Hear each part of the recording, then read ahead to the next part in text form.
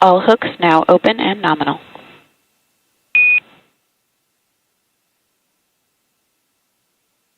Separation confirmed.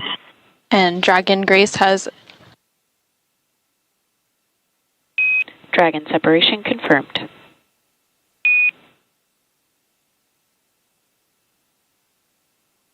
And Dragon Grace has officially undocked from the International Space Station at 6:15 a.m. Central, 7:15 a.m. Eastern, as the orbiting laboratory was flying 260 statute miles over the east coast of India.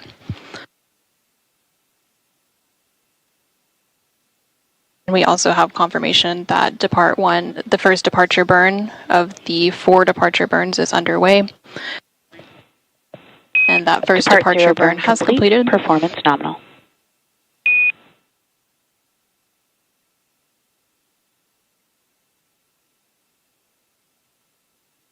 And then the next departure burn, Depart Burn 1, will take place in about 5 minutes. After that departure burn is complete, Dragon will cross the keep-out sphere. And with the undocking about a minute ago at 6:15 a.m. Central, 7:15 a.m. Eastern, the Axiom-4 crew comprised of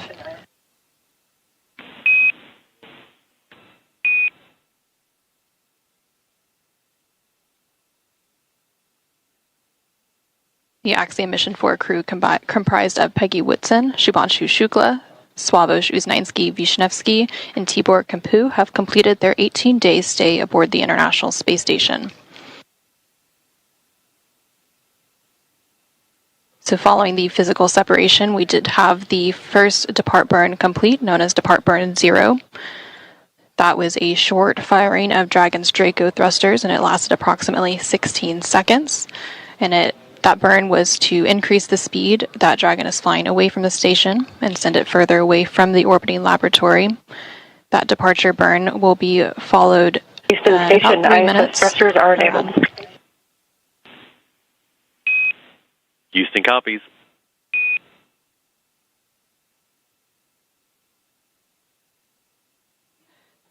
The depart burn 0 will be followed by the second departure burn in just about 3 minutes, around 6:20 a.m. Central, 7:20 a.m. Eastern, known as depart burn 1, and that will help move the spacecraft beyond the keep-out sphere.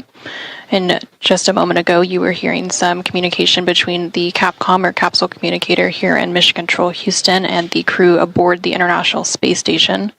Currently on board the International Space Station, NASA astronaut Anne McClain was on tap to monitor and support Dragon's departure activities today. So once that second departure burn is completed in a couple of minutes from now, the Dragon and Axiom-4 crew will move beyond the keep-out sphere, and the keep-out sphere is that invisible 200-meter line. AX4 crew wants to thank you very much for your support. You guys are amazing.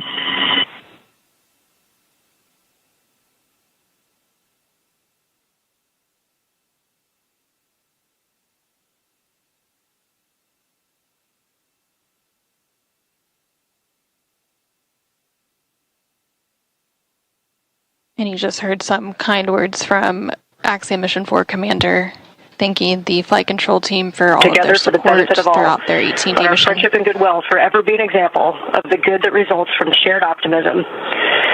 Axiom-4, Godspeed, and safe journey home to the best planet in the solar system. Space copies.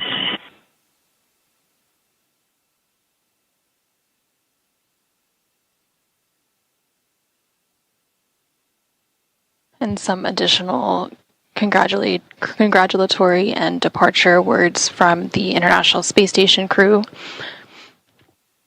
to the Axiom-4 crew on board Dragon as it continues its departure from the International Space Station. Again, we had that physical separation take place about 4 minutes ago at 6:15 a.m. Central, 7:15 a.m. Eastern. And we are standing by for the second in a series of 4 departure burns to take place in about 1 minute from now, and this will push the Dragon spacecraft and the Axiom-4 crew beyond the keep-out sphere. That keep-out sphere is the invisible 200-meter line centered on the space station, and it is one of several safety zones set up to govern spacecraft arriving and departing from the space station. Before moving into the keep-out sphere, spacecraft have to be configured where they would not cross the imaginary boundary for at least 4 orbits, even if the spacecraft lost all maneuvering.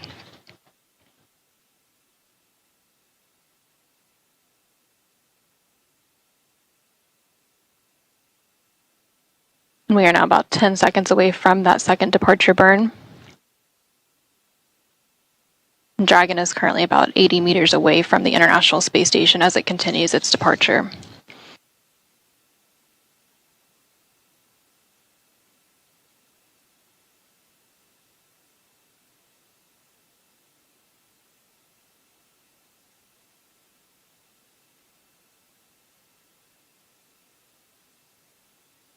And depart burn 1, again, that second departure burn in a series of 4 is now underway, and it'll last about 20 seconds.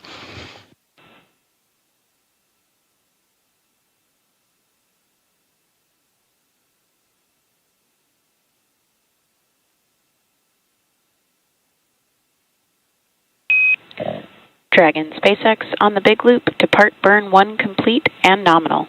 You are go to DOF suits per procedure 4.012. Nominal departure and 4012 for Dragon.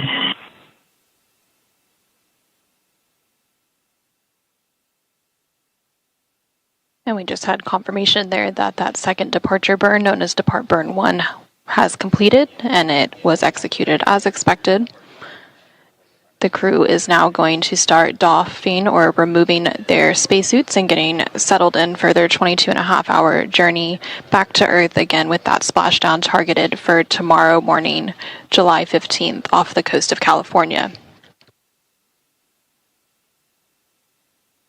And as a reminder, just like during its approach to the International Space Station, Dragon's departure and deorbit is designed to be fully autonomous, requiring no action from the crew on board. However, unlike Dragon's arrival, there are no hold points during the departure sequence, therefore it takes a lot less time to leave the vicinity of the space station than to arrive. So we just had confirmation of that second departure burn being completed, and that is the second in a series of 4. However, it's the only one that was left within the vicinity of the space station. The next departure burn will take place about 45 minutes from now, after Dragon is well on its way back to Earth and outside of the approach ellipsoid.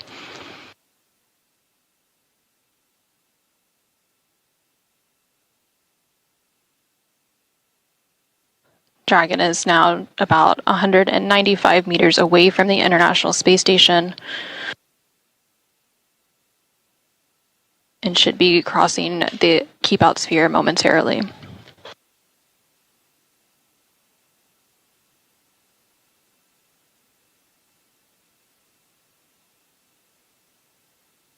And we just heard confirmation that Dragon has exited the keep-out sphere. Again, the keep-out sphere is an invisible 200-meter line centered on the space station. It's one of several safety zones set up to govern spacecraft arriving and departing from the International Space Station. While spacecraft are inside the keep-out sphere, they have to be configured where they would not cross into the imaginary boundary for at least 4 orbits, even if the spacecraft lost all maneuvering. The next major milestone for Dragon's departure will be exiting the approach ellipsoid. This is planned to take place about 13 minutes from now. Dragon Station, Houston on the Big Loop. Dragon has exited the keep-out sphere. Dragon copies. Station copies.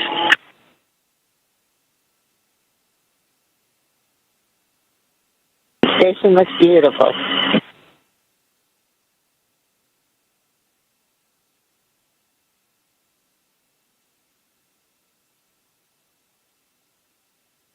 Dragon Grace, if we didn't have a shutter constraint, you could see us waving. All right, great copy.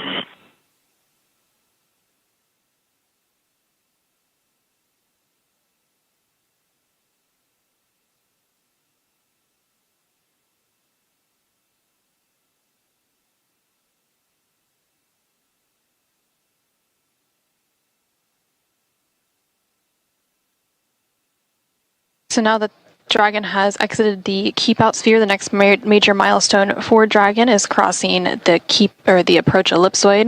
That will take place a little over 10 minutes from now. That approach ellipsoid is another imaginary shape similar to the keep out sphere, but this time it's a 3-dimensional ellipsoid measuring 4 kilometers by 2 kilometers by 2 kilometers. And one of the key differences with the approach ellipsoid is that vehicles outside of it have to be on what we call a 24-hour safe free drift trajectory. This means the spacecraft would not cross into the approach ellipsoid for at least 24 hours, even if it lost all maneuvering. After the spacecraft crosses the approach ellipsoid, joint operations will end, and responsibility for the spacecraft will be handed back to the SpaceX flight control team in Hawthorne, California. Again, everything continuing to look good with Dragon's departure today following a physical separation about 10 minutes ago at 6:15 a.m. Central, 7:15 a.m. Eastern. Dragon is now about 340 meters away from the International Space Station and continuing to increase that distance.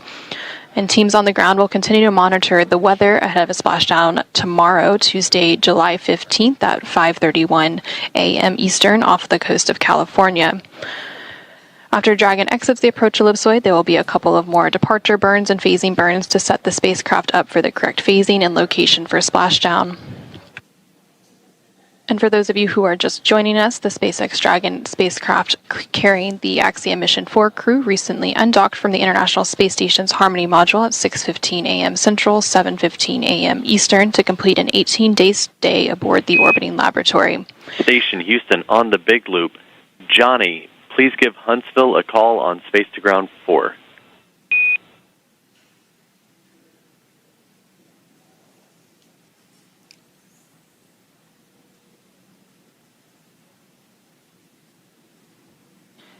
Dragon lifted off atop a Falcon 9 rocket on Wednesday, June 25th from Launch Complex 39A at NASA's Kennedy Space Center in Florida and docked to the space-facing port of the International Space Station's Harmony module after a 28-hour journey on Thursday, June 26th. During their stay aboard the International Space Station, the Axiom-4 crew conducted more than 60 experiments, and they will now be returning to Earth with more than 580 pounds of science and hardware. This was the 4th private astronaut mission to the International Space Station enabled by NASA. And while Dragon and the Axiom-4 crew continue their departure from station, and as we stand by for the approach ellipsoid exit and just under 10 minutes from now, let's go ahead and check back in with Jesse and John in Hawthorne. Thanks, Anna. And we've got some great live views here. Previously, we didn't have any live views because we had a loss of signal, which is normal as we are passing by several ground stations. We're now passing over a ground station where we do have acquisition of signal and getting these great live views. Also in your bottom right-hand corner, you can follow along with this new graphic and see the thrusters firing on Dragon on the forward bulkhead, as well as the telemetry in the bottom left-hand corner.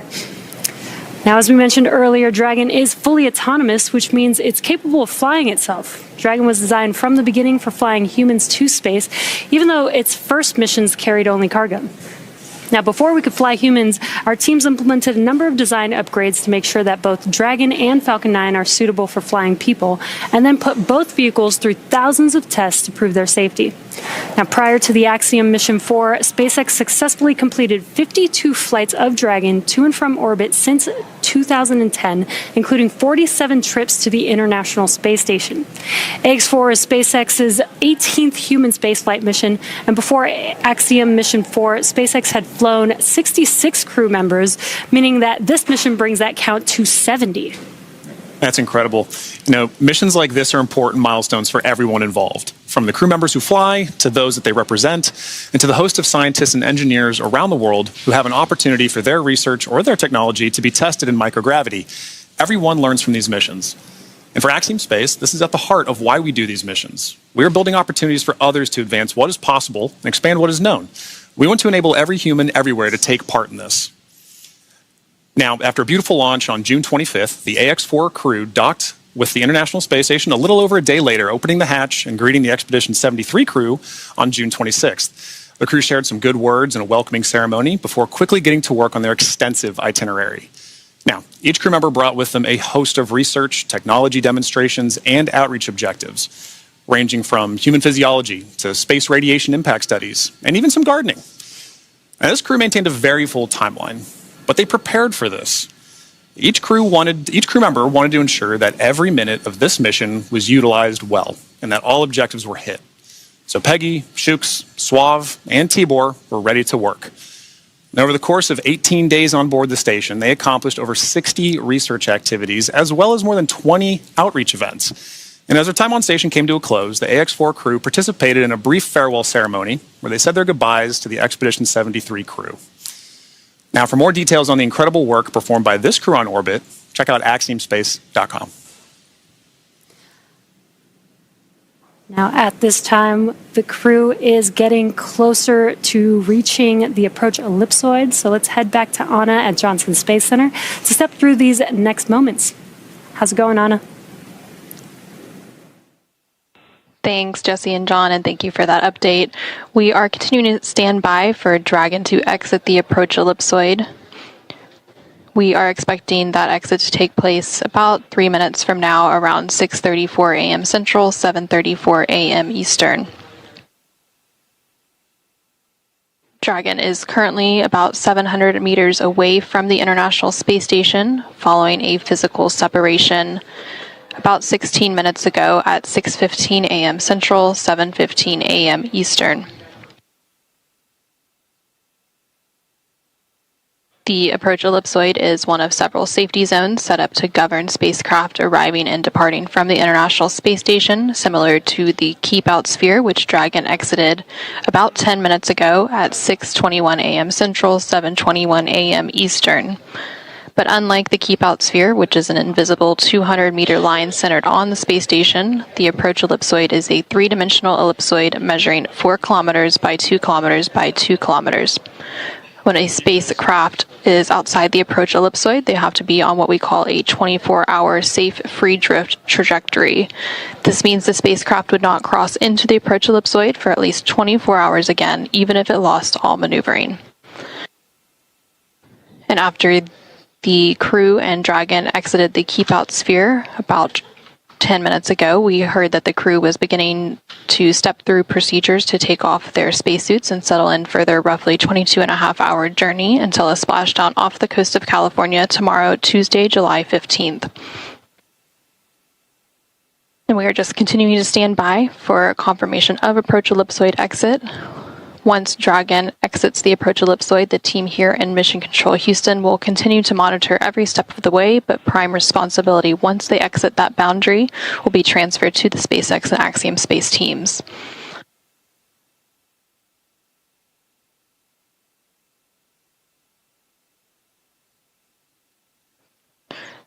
Dragon is now about 860 meters away from the International Space Station and continuing to increase that distance between the two vehicles.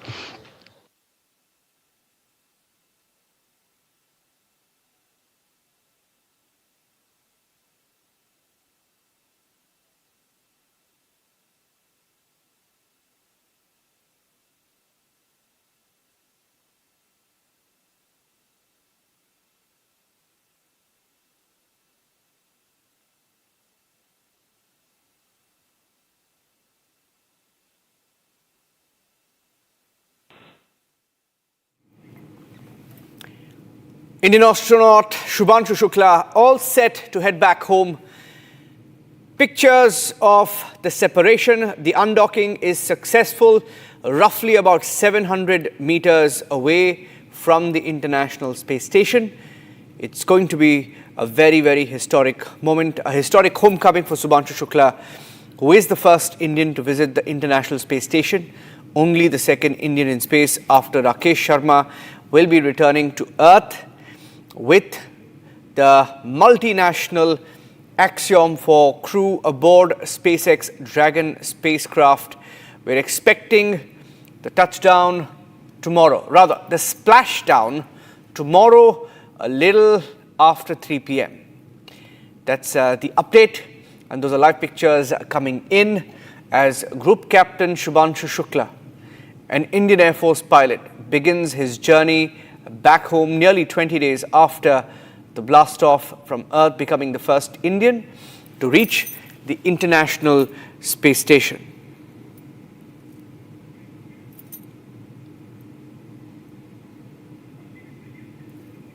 Okay, I have Mr. William Selvamurthy live with us right now. Let me first go across to him as we stay with the pictures. William Selvamurthy is also president of Amity Science, Technology and Innovation Foundation, Director General for Amity Directorate of Science and Innovation Live from Tamil Nadu, with us on the broadcast. Mr. Selvamurthy, we've seen a very historic splashdown a few months ago when Sunita Williams also splashed down. We were live here on Republic. It's going to be a special moment. The moment that splashdown happens, and now that it's Shubhanshu Shukla representing India and ISRO in this mission, we're all of course counting down to that, but this is nothing short of a spectacular space visit so far.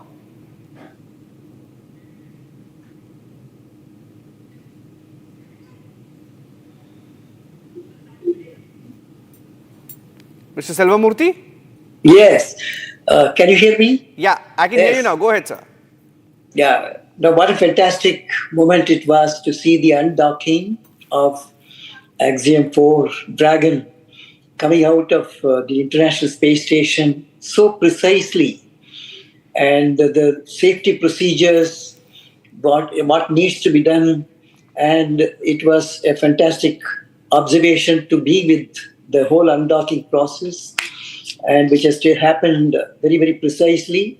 Because that's why it's always known as rocket science. Now, when you say if some simple research and development, I say it's not a big rocket science, because you need to have such a great precision and accuracy is warranted in every step in the rocket science. So that is why this the right from propulsion, control, guidance, navigation, computation of the orbits, and docking, undocking, so many procedures are involved. Particularly when you put a human into the space, that has more challenges than just only sending the spacecraft to launch a satellite.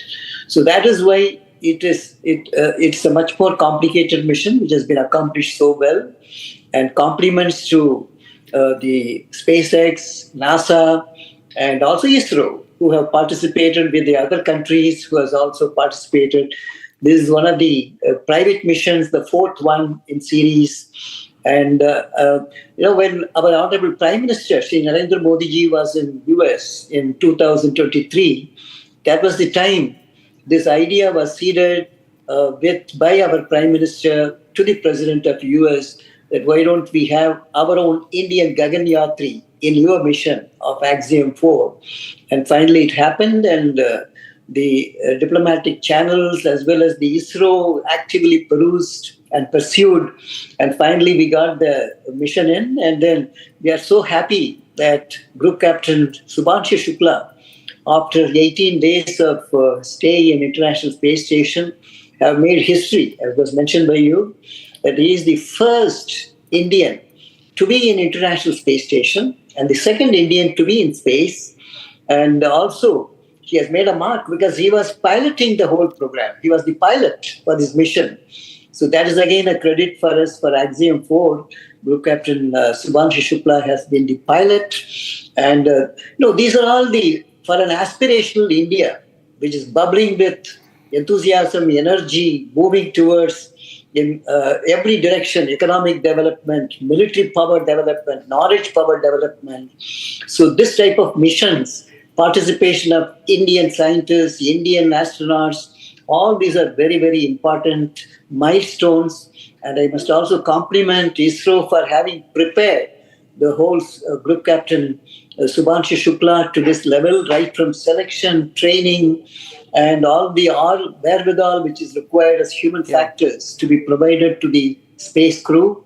And this has been highly commendable because it's a big learning experience for all of us as a scientist to learn, to prepare for the Gaganyaan, which is in the offing. Then we want to have our own International Space Station, which is again, Honorable Prime Minister has approved in principle, and they looked at the milestones for ISRO. So there is a lot of exciting things that will happen in the Indian space research and development, and also in space economy. Yeah. So that is why this mission is very, very important. So stay with me. I'm going across also to Dr. Venkateshwara Sharma, who's a senior scientist, space scientist, and a former deputy director, program director at ISRO, also with us on this broadcast. Sir, you know the significance of such a mission. ISRO has played a huge part in ensuring that Group Captain Shubhanshu Shukla goes there, and when he comes back, our focus is going to be on Gaganyaan. Now, what are the big takeaways from this mission for you? Hoping that all's well and that Splashdown happens on time tomorrow. How will this boost mission Gaganyaan? Good afternoon, good evening to you and to all the viewers. Good evening. Yes, it was extremely nice to see the undocking of the Dragon module from International Space Station. We can recall about 2 hours before the undocking, the movement of astronauts into the Dragon capsule happened. Then they got into astronaut suits, and then leak checks and the closure of the hatchet, the pressurization, etc. We saw it live, and it was so well professionally done. And I think after that, the undocking, successful undocking, 6 levers from the top and 6 levers from the bottom of the Dragon module has been undocked, and then the capsule has moved away, and right now it is about 1,000 meters from the ISS. This is a great situation. Now it is only that the capsule has to come back to Earth for the splashdown, which everybody is looking forward to. And tomorrow, about 3 o'clock, 3 p.m. IST, it's expected to touch the California sea base.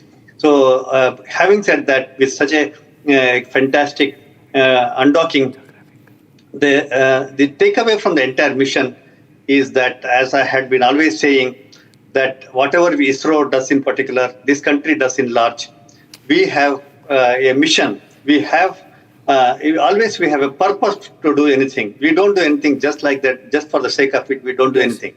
Having said that, right from training the astronaut from 2019, we selected 4 astronauts in 2019. We trained them in Bangalore. We trained them in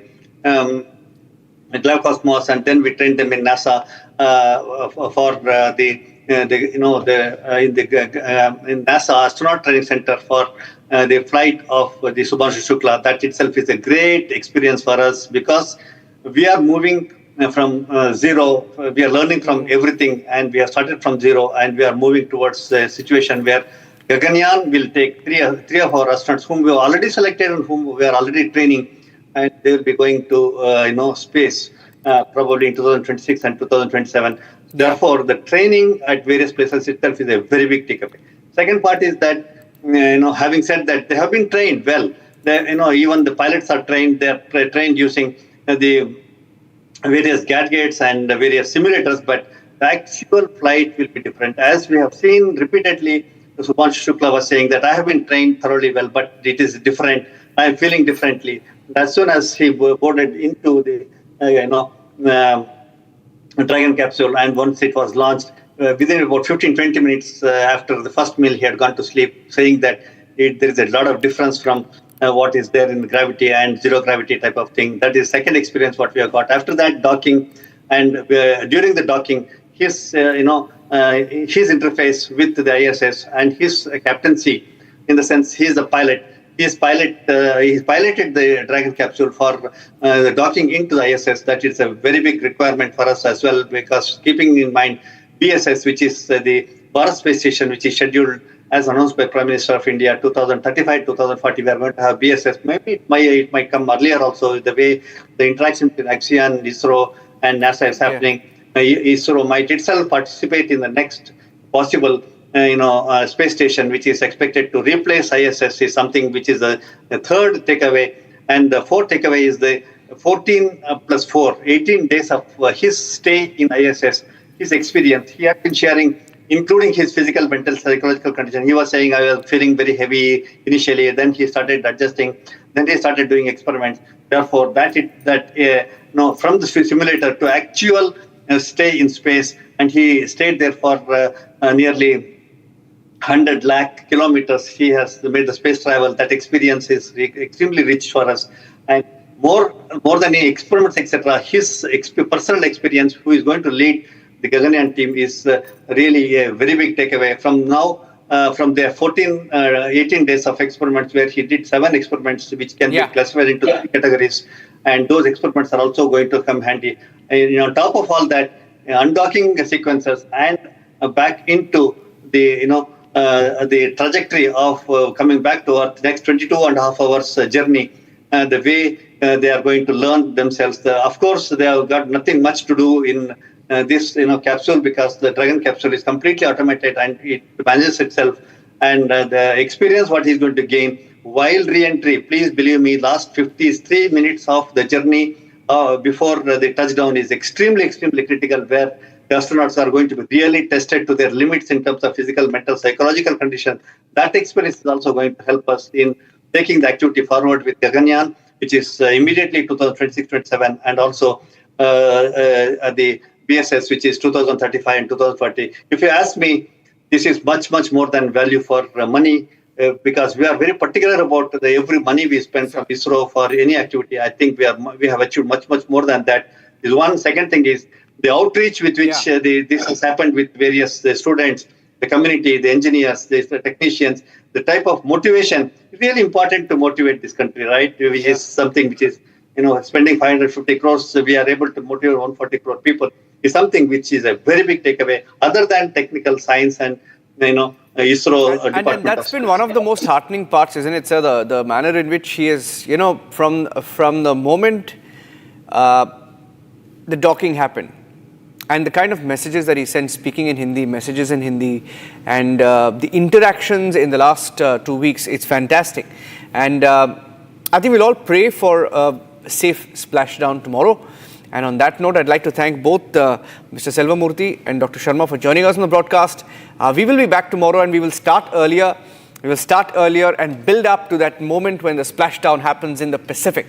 Let's get you some more breaking news now coming in on Republic TV. As we were on the broadcast, a very critical meeting happened. When we were on the coverage of Axiom-4, India has sent, in a development, a no-holds-barred message to Beijing, a very tough message to Beijing. That's External Affairs Minister S. Jaishankar, drawing a red line, calling on China to de-escalate tensions, drop trade restrictions, and adopt zero tolerance towards terror. The message direct that India will not tolerate provocation, and not at the borders. We will not tolerate it. Saying that we will not tolerate provocation, not even in business, and certainly not on terror. As China continues its aggressive posturing, India has made it clear that peace is not a weakness, but a choice. And that a choice even has limits, and crossing the line, consequences would follow. Interesting time. Abhishek Kapoor, our senior executive editor, with me on the phone line, my colleague as well.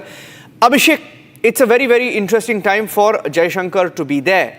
Firstly, given what has happened on Operation Sindoor, where we've had top generals name China as one of the armies that aided Pakistan, effectively fought against India through proxy routes, right? And then you've had China stand on terror. Very interesting, stressful ties between India and China in the last few months. So how do you see this meeting? What's the thinking that's gone behind, going to this meeting and sending this tough message?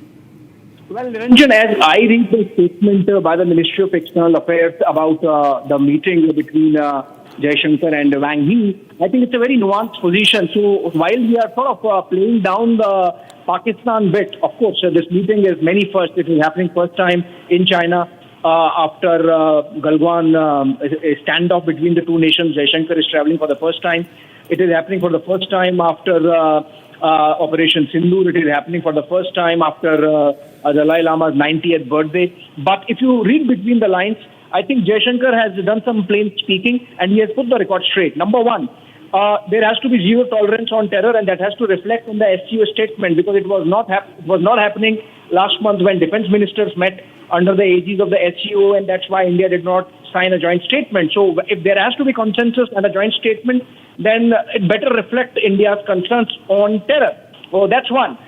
Second, Jaishankar has said that while, of course, things are calm on the northern front in the sense that the armies are not eyeball to eyeball now, but de-escalation has to happen, the pullback has to happen. So that's another priority of India insofar as our bilateral relationship with China is concerned. And third, very interestingly, Niranjan, the fact that the statement mentions avoiding restrictive trade practices. Now, look at what has happened in the last just couple of months. China has pulled back about 300 of its engineers from the Foxconn facility in Chennai, where they were manufacturing iPhones. So obviously, this is clearly an indirect way of obstructing India's iPhone manufacturing hub. Similarly, China has been delaying on one pretext or the other, the supply of phosphatic fertilizers, and this is in the peak of Kharif season, and almost half or more than half of India's agricultural produce comes through the Kharif cycle, and for China to be delaying fertilizer supplies, particularly the DAP or the phosphatic fertilizers, I think that's another aspect which comes under restrictive trade practices. And then overall, we have seen it's not just specific to India, but the larger restrictions that China has put on rare earths supply around the world, which has particularly affected the electric vehicles industry around the world. So I think there is a very nuanced statement, but clearly some plain speaking also there, and hopefully the Chinese would get the message that while we are going to play down the Pakistan bit because we can handle Pakistan on our own, despite knowing that the Chinese really helped them during the standoff, the real issue is directly, bilaterally between the two of us, and those issues need to be sorted first. Thank you, Abhishek, for those inputs. Very strong statement sent by India in China. External Affairs Minister S. Jaishankar meeting Wang Yi, and the fine print of what he has said, sending a strong message. Back with the live coverage also of the Dragon spacecraft, which is undocked. Axiom-4 crew headed back to Earth. The splashdown at 3 p.m. India time tomorrow. Big day. Big next 24 hours for Indian space program.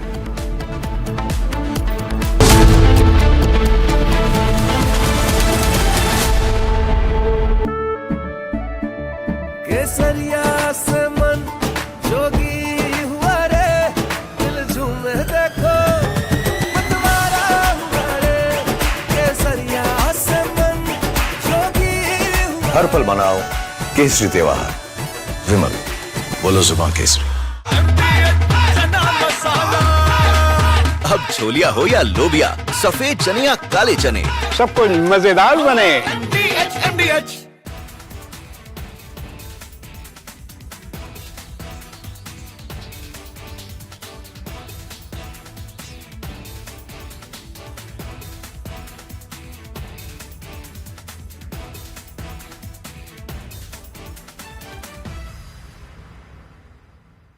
इकतालीस साल पहले कोई भारतीय अंतरिक्ष में गए थे और उन्होंने हमें बताया था कि ऊपर से भारत कैसा दिखता है। और कहीं ना कहीं मुझे लगता है कि हम सब ये जानना चाहते हैं कि आज भारत कैसा दिखता है। मैं आपको बताता हूँ, आज का भारत स्पेस से महत्वाकांक्षी दिखता है। आज का भारत निडर दिखता है। आज का भारत कॉन्फिडेंट दिखता है। आज का भारत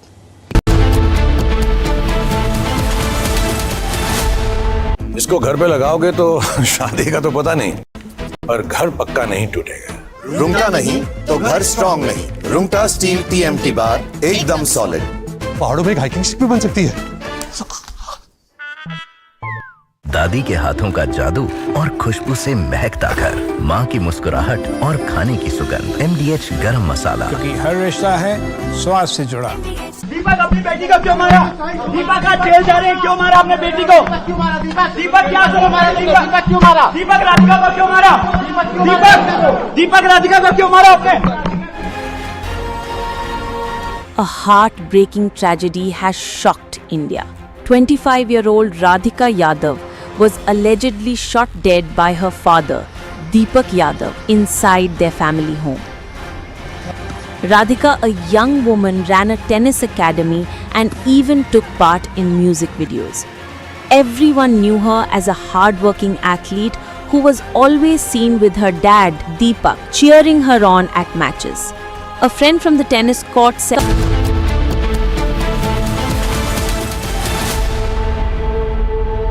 MDH की हल्दी मिर्ची धनिया करे कमाल, ये रंग दे, ये खुशबू दे, ये तीखा, ये कम पड़े, क्या निराला MDH मसाला।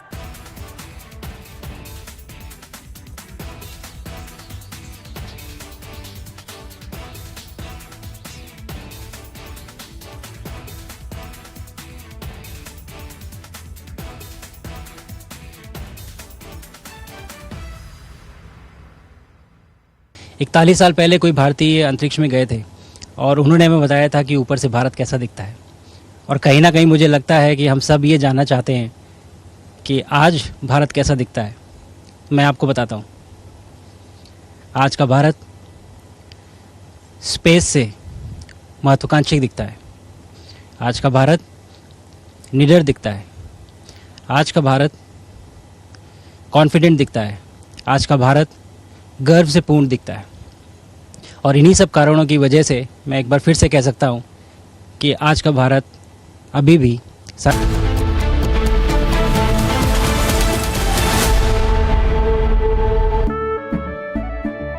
केसरिया से मन जोगी हुआ रे, दिल झूमे देखो मतवारा हुआ रे, केसरिया से मन जोगी हुआ। हर पल मनाओ केसरी त्योहार।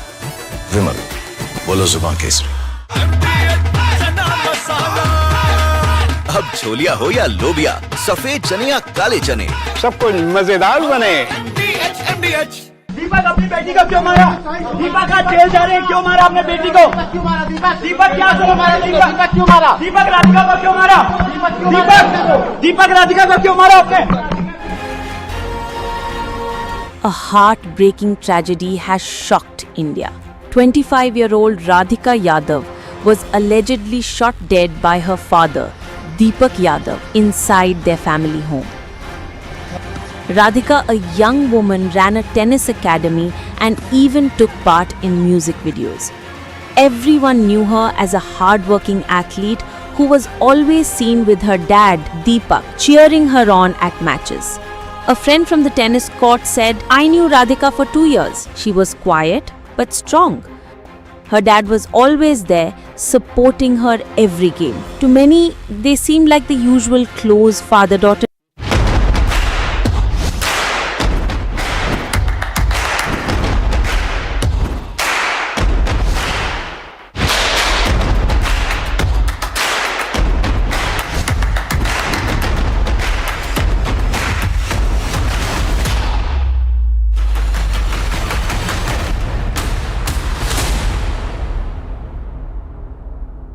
Hi, this is Chef Ranveer Brar. Guarantee you brilliance on behalf of IIHM.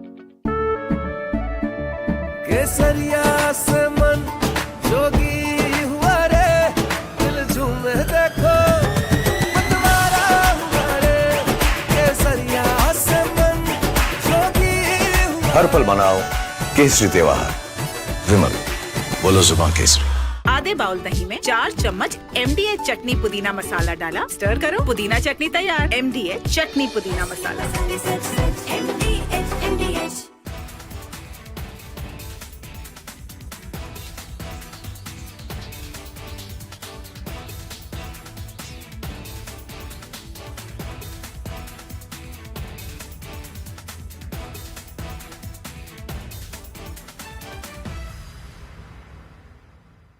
इकतालीस साल पहले कोई भारतीय अंतरिक्ष में गए थे और उन्होंने हमें बताया था कि ऊपर से भारत कैसा दिखता है। और कहीं ना कहीं मुझे लगता है कि हम सब ये जानना चाहते हैं कि आज Bharat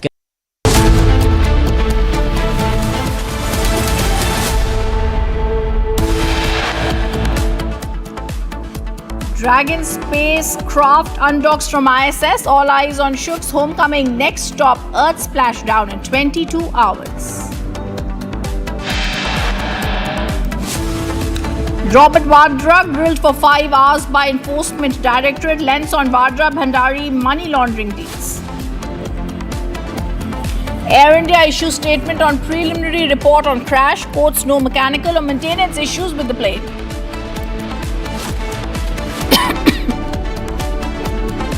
Supreme Court hears the plea in Kerala nurse Nimisha Priya execution case. Family negotiates blood money. Centre says it's trying its best.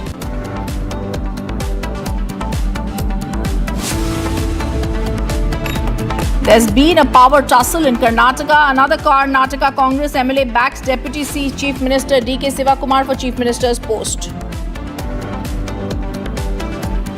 And External Affairs Minister S. Jaishankar in China called for continued normalization of ties between India and China when he met his Chinese counterpart.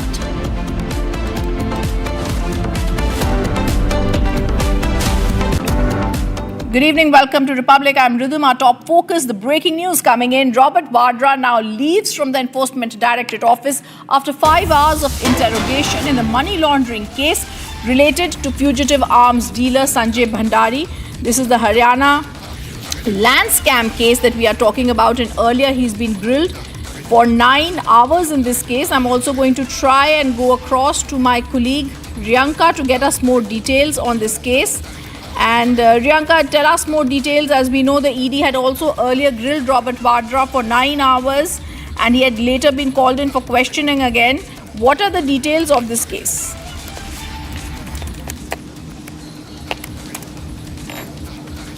Well, we have seen time and again there has been several summons that were sent to Robert Vadra, and he has been more or less cooperating with the Enforcement Directorate in the entire investigation of the money laundering case. Now, today Robert Vadra was summoned and he appeared before the Enforcement Directorate at around 11 a.m. and he left around 5 p.m. from this very location from where I continue to report. Now, Robert Vadra went into an interrogation session for nearly 5 hours, and this is related to fugitive arms dealer Sanjay Bhandari, who in fact acquired a land in Bryanston Square in London, and this particular this particular house was rather renovated, and as per the allegations by the Enforcement Directorate, the funds for the renovation were paid by Robert Vadra. But on the other hand, Robert Vadra has denied all the claims and the allegations and the charges that the ED has put on him. He says that this is just a political witch hunt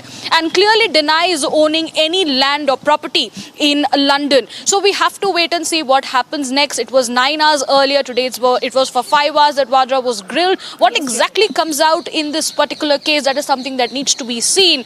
But for now, this is the latest update that we are gathering from the ground. All right, thank you. Outside Enforcement Directorate Office, my colleague Riyanka giving us that latest update. It's a focus we're going to track because we really need to understand the Haryana land scam, the Sanjay Bhandari and Robert Vadra nexus. Viewers, the other big breaking news that's coming in, a victim of Changur Baba's conversion conspiracy has spoken out. She's claimed she was lured through Instagram and converted, further also claiming that multiple girls were also targeted. She accused Changur Baba's network of operating with agents in Saudi and India involving thousands and thousands of henchmen. The victim, who alleges police inaction and corruption, seeking help and protection for herself and others, has spoken out. This is the big news that we're tracking. I'm also going to try and go across to Raghavendra to get us more details. Before that, the victim's bite coming in. मुख्यमंत्री जी अगर कुछ करना चाहते हैं तो 50% की कार्रवाई हुई है, 50% बाकी है। जो अपराधी बाहर घूम रहे हैं पहले उनकी गिरफ्तारी की जाए, वो नहीं गिरफ्तार होंगे कोई कार्रवाई कुछ नहीं हो सकती है। ये आधी अधूरी कार्रवाई है। आप अगर इसको फोटो खींचना चाहें तो इसको गिरफ्तार होना चाहिए। ये सक्रिय सदस्य हैं, 10 से ऊपर इनके द्वारा धर्मांतरण हो चुके हैं।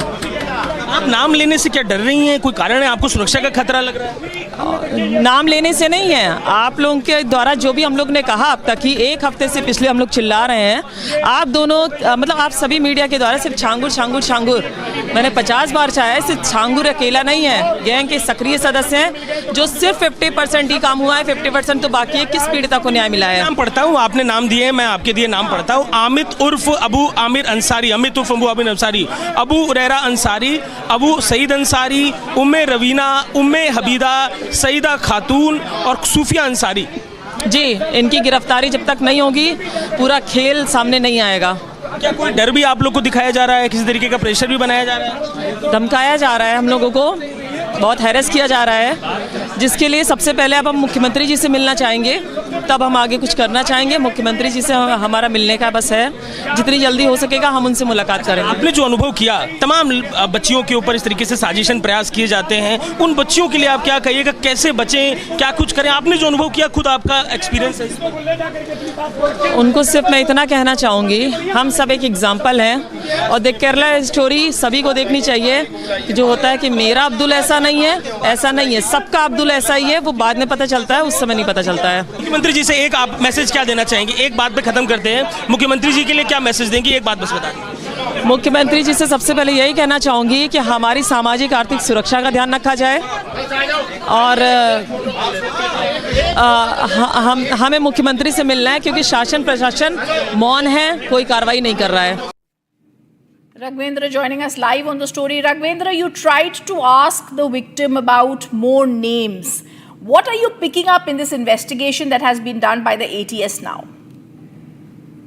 बिल्कुल, देखिए आज एटीएस का 5वां दिन है जब एटीएस ने छांगुर बाबा और नीतू से पूछताछ लगातार कर रही है। सूचना यह भी है कि महाराष्ट्र भी एटीएस की टीम गई है, जहां पर सारी चीजें तलाशी जा रही हैं, जो खरीद फरोख्त हुई है नीतू और अन्य के बीच में। तमाम पहलुओं की जांच जारी है, ईडी इन्वॉल्व है। लेकिन आज पीड़ितों ने, यानी जो पीड़िताएं हैं, उन्होंने जो आरोप लगाया कि सिर्फ छांगुर बाबा के पकड़े जाने से बहुत कुछ नहीं मिलेगा। वो जो पूरा नेटवर्क है, जो छांगुर के प्रमुख आदमी हैं, जिनके थ्रू पूरा ये नेक्सस चलाता था, ये पूरा धर्मांतरण का जो कारोबार चलाता था, प्रॉपर्टी खरीदने का ये जो पूरा कार्यक्रम जो करता था, साथ ही जिस तरह से अपने विरोधियों को शांत करने के लिए जो पूरा सिस्टम का जो उपयोग करता था, उस पूरे सिस्टम को जब तक नहीं पकड़ा जाएगा, तब तक छांगुर बाबा की सारी सच्चाई नहीं आएगी। साथ ही इन पीड़िताओं ने यह भी सवाल उठाया कि आखिर अभी पीड़िताओं को क्या न्याय मिला। जितने लोगों का एफआईआर में नाम है, वह सारे लोग अभी पकड़े नहीं गए हैं। 4 लोग पकड़े गए हैं, 5 लोग फरार हैं। ढंग से इन्वेस्टिगेशन हो तो कम से कम 30 से 40 लोग पकड़े जाएंगे इस पूरे रैकेट में। तो कहीं ना कहीं अभी पुलिस को बहुत कुछ करना है, एसटीएफ को बहुत कुछ करना है, एटीएस को बहुत कुछ करना है, ईडी को भी बहुत कुछ करना है। ईडी खैर सारे कागजातों की जांच तो कर ही रही होगी, सारे अकाउंट्स की जांच कर रही होगी, लेकिन ये इतना बड़ा जो नेटवर्क चल रहा था, इतने बड़े बड़े जो ट्रांजैक्शन हो रहे थे, आखिर यह पैसा नवीन के अकाउंट में कहां से आ रहे थे? किन विदेशी कंपनियों के द्वारा, लोगों के द्वारा नवीन के अकाउंट में पैसे आते थे? वो पैसा नसरीन नवीन के अकाउंट से अपने अकाउंट में मंगवाती थी, उसके बाद उन पैसों का उपयोग होता था। वो पैसे का उपयोग कहाँ होता था? नेपाल के बॉर्डर पर होता था या उतरौला में होता था, कहाँ कहाँ होता था? सभी चीजों पर जांच जारी है। नीतू बहुत ही शातिर लड़की है, पढ़ी लिखी है, उसको इंग्लिश का एक अच्छा ज्ञान है, वो तमिलनाडु की रहने वाली है। शानदार तरीके से कह रहे हैं, this is very very crucial and this is exactly what also needs to be investigated. I shall keep coming back to you to get the latest on this investigation. Viewers, the other top focus, the unfortunate immolation and the suspended principal of Fakir Mohan Autonomous College in Odisha's Balasore district was arrested finally, unfortunately, in connection with a 20-year-old student who set herself ablaze on campus. Now, according to the police, the accused Dilip Ghosh was booked for abetting the student's attempted death by suicide. He was suspended on July 12th after her self-immolation bid outside his office over allegedly being denied justice over sexual harassment by a teacher. The principal had been accused of turning a blind eye to repeated complaints of the victim. He was part of the internal complaint committee. Meanwhile, the state government now forms a 3-member committee to be investigating the matter. The student who set herself on fire on the college campus had alleged the sexual harassment by her teacher. She remains in critical condition with 95% burns. The committee is going to probe the allegations of harassment and also, more importantly, the delay in action by authorities that have led to this extreme step. And there's breaking news coming in. Union Minister Dharmendra Pradhan today visited AIIMS in Bhubaneswar, where the Balasore student who attempted self-immolation is fighting for her life.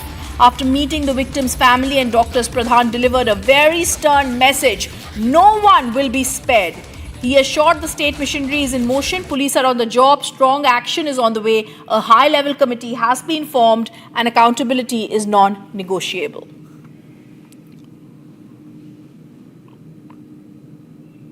मैं आज यहाँ बालेश्वर की जो हमारी एक छात्री के ऊपर जो अकथनीय चीज हुई है उसको मिलने आया था। वो तो क्रिटिकल केयर वार्ड यूनिट में होने का उसको देखना मैं उचित नहीं माना, प्रत्येक रूप में आवश्यकता भी नहीं था, लेकिन उनके परिवारजनों को मिला, उनकी पिताजी, उनकी माताजी, उनके भाई और उनके अन्य परिवार स्वजन को मैं मिलने के लिए भी यहाँ आया था। उनको मिला, उनकी दुख में अपना समवेदना उनके साथ जताया और यहाँ की डॉक्टर से, एम्स की डायरेक्टर साहब से और अन्य चिकित्सकों से बातचीत किया जो सेवा में लगे हैं। उस बच्ची का, उस छात्री का हालचाल हमने पूछा और उनकी मैं विश्वास रखता हूँ, अपेक्षा रखता हूँ चिकित्सकों ने, डॉक्टर्स ने पूरी अपनी ताकत झोंकी है उसको संभालने के लिए। हमारे पहला प्रायोरिटी है उस बच्ची का जान बचे, उस बच्ची ठीक हो जाए, ये हमारी प्राथमिकता है। भुवनेश्वर एम्स में उनका ट्रीटमेंट हो रहा है, परिस्थिति बहुत क्रिटिकल है और एक मेडिकल टीम बनाते हुए सारी ट्रीटमेंट कर रहे हैं। दिल्ली का एम्स में जो ट्रीटमेंट हो रहा है, इसी आधार पर ही वहाँ भी ट्रीटमेंट हो रहा है। आज भी मैंने बोले कि दिल्ली का जो एम्स का जो डॉक्टर सीनियर है उनके साथ एक वर्चुअल मोड में मीटिंग करते हुए और क्या ज़्यादा ट्रीटमेंट किया जा सकता है उसी आधार पर करने के लिए मैंने वहाँ का टीम के साथ बातचीत कर लिया और अभी तक क्रिटिकल स्थिति है। अगले 24 घंटे के लिए वो बहुत क्रिटिकल मोमेंट है। जब कोई इम्प्रूव थोड़ा सा भी करेगा तो हम उसको एयरलिफ्ट भी करा सकते हैं दिल्ली एम्स के लिए। Yeah, we received the patient yesterday and with a critical condition. Patient is in ICU and getting ICU care, and it is about 90-95% burn. And patient is in ICU with the ventilator. Patient critical. We are trying our best. We are providing all sort of best care, possible best care to the patient. Sir, an expert committee has been formed. Yeah, yes, a committee is constituted to take after various aspects, multidisciplinary critical care, pulmonary, nephrology, and also involving other burn and plastic. So a lot of people, all sort of treatment, special care we are giving for the patient. निश्चित रूप से वो एक बहुत दुखद घटना है ये। ऐसा तो होना बिल्कुल भी नहीं चाहिए था। तो जो भी सिचुएशन है तो पहले तो मैं कहूँगी कि एक नारी के हिसाब से कुछ उनको कुछ ऐसा आघात हुआ होगा, इसलिए उन्होंने ऐसा डिसीजन लिया, पर ऐसा होना नहीं चाहिए था। तो कुछ भी हो सिचुएशन पर हमें स्ट्रांग होना है और डटकर लड़ना चाहिए। We're also now joined on the phone line by Odisha BJP leader Biranshi Tripathi. Mr. Tripathi, we've heard strict action will be taken, but the big question really is why was so long taken by the college to take action? She had tried running from door to door, asking for some help, but nothing came her way. देखिए, बालेश्वर में जो कुछ हुआ अत्यंत दुखदायी घटना है। एक 20 साल की बच्ची आज जिस हालत में है, हम सबको दुख दे रहा है, लेकिन उड़ीसा सरकार की तरफ से जिस प्रकार की प्रोएक्टिवली एक्शन लिया गया है, शायद आज तक उड़ीसा इतिहास में ऐसा नहीं हुआ था। तुरंत 6 घंटा के अंदर जो अभियुक्त टीचर है उनको गिरफ्तार कर लिया गया है। प्रिंसिपल को सस्पेंड किया गया था, अभी उनको अरेस्ट भी कर लिया गया है। हायर एजुकेशन का डायरेक्टर का नेतृत्व में एक तदंत कमीशन बैठा दिया गया है। पुलिस भी तदंत कर रही है। माननीय मुख्यमंत्री दिल्ली में थे, भुवनेश्वर पहुंचते ही तुरंत एम्स में गए। कैसे अच्छा चिकित्सा उपलब्ध किया जा सकता है उसका बारे में संबंधित डॉक्टरों से बात किए। एम्स भुवनेश्वर ने 8 डॉक्टर का एक ग्रुप बना के उनका ट्रीटमेंट कर रही है। दिल्ली एम्स का साथ योगायोग में रहे, बात हुआ, वहां से कुछ एडवाइस मिला।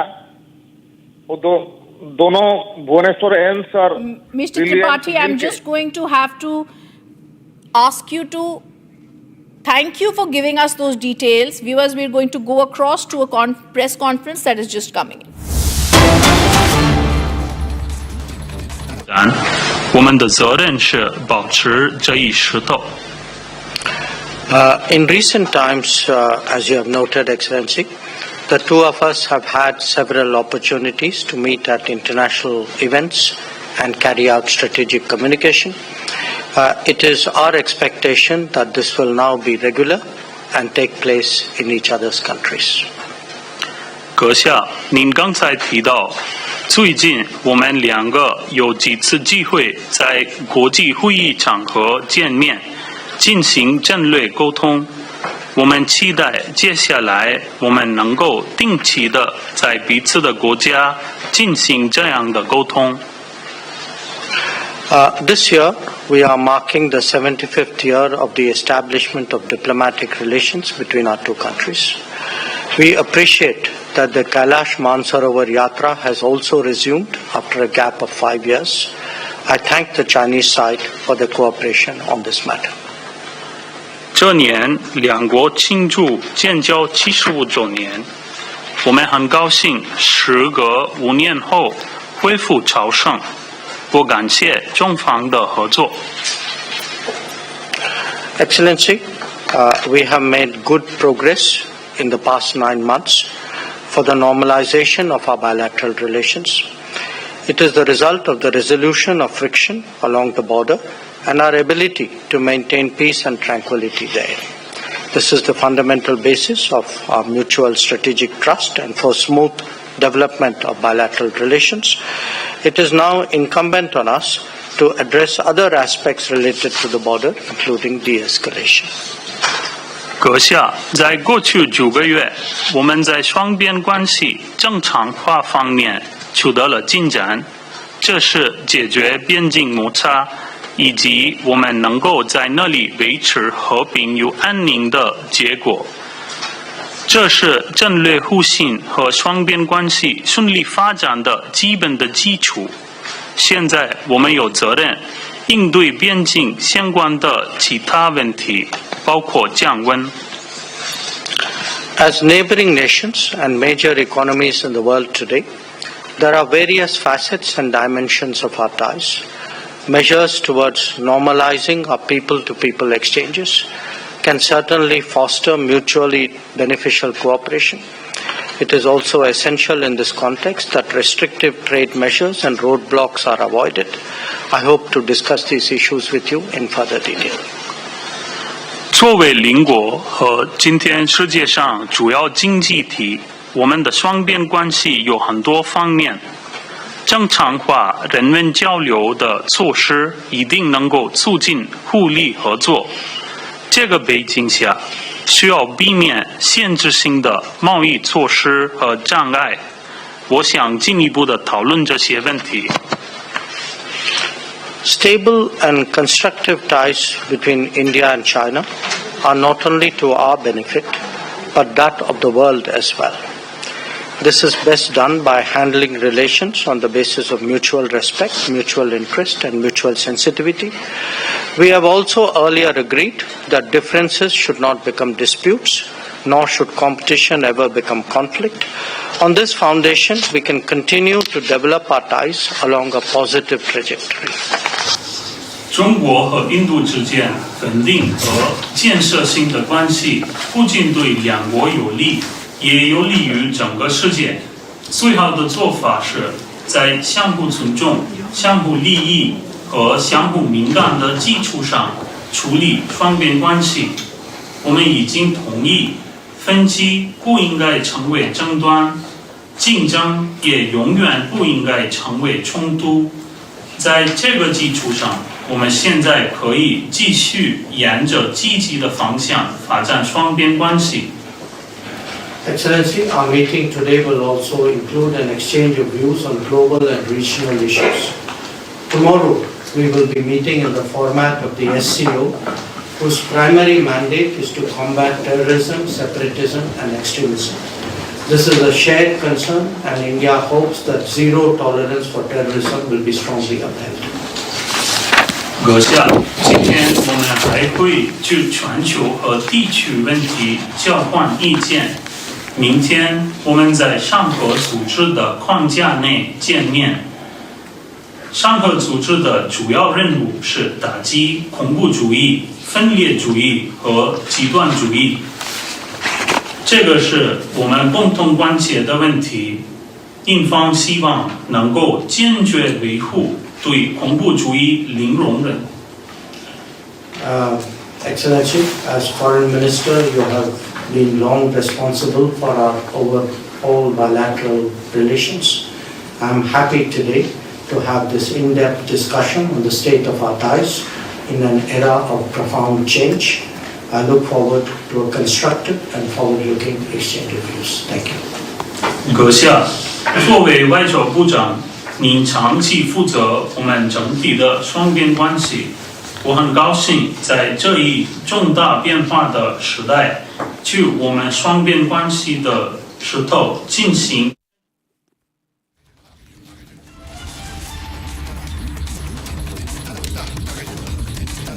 And we're going to go across to the other top focus story that we have right now with us. That have been massive protests that have erupted in Howrah as a group of unemployed SSC teachers operating under the banner of Jogya Shikshika Adhikar Mancha launched their Nabano Abhiyan march towards the Bengal Secretariat. Here's that report.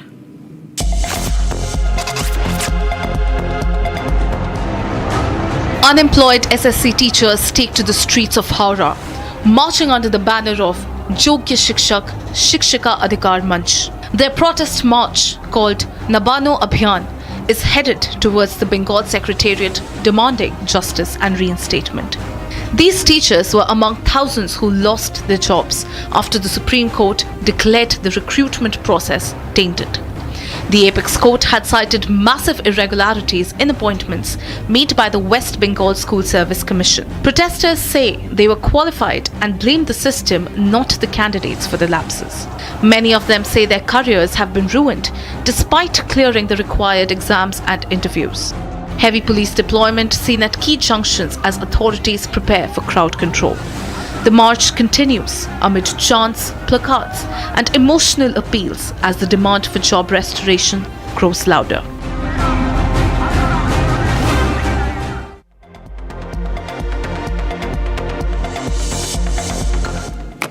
In a tragic incident from Tamil cinema, renowned stunt master Mohan Raj lost his life while filming an action sequence for director Par Ranjit's upcoming film Vettuvam. The accident occurred during a stunt Tamil Nadu in Velankani. Here's that report. A shocking tragedy unfolded on the sets of director P.A. Ranjit's upcoming film in Velankani in Tamil Nadu. Veteran stunt master Mohan Raj was executing a high-risk car stunt on location, a sequence involving a leap from a moving vehicle. But in a heartbreaking turn, the seasoned stuntman lost balance while jumping off the car. He slipped mid-air and hit the ground hard. Eyewitnesses say he immediately complained of severe chest pain. Seconds later, he collapsed on the spot, unconscious. Crew members rushed Mohan Raj to a nearby hospital, but it was too late. Doctors declared him brought dead. The tragic moment was caught on camera and is now going viral on social media, raising concerns over safety on the sets. The stunt was being shot under controlled conditions, but the unpredictable nature of live action turned fatal. The incident has sent shockwaves across Tamil film industry. Colleagues and fans are mourning the loss of a brave and talented technician. The police have now registered a case and launched an inquiry into the circumstances of his death. Mohan Raj was known for his dedication to realism and had made great contributions to the Tamil film industry. His passing has once again sparked debate over the need for stricter safety protocols during high-risk shoots. As tributes pour in, the industry remembers a man who risked his life for cinematic thrill and paid the ultimate price.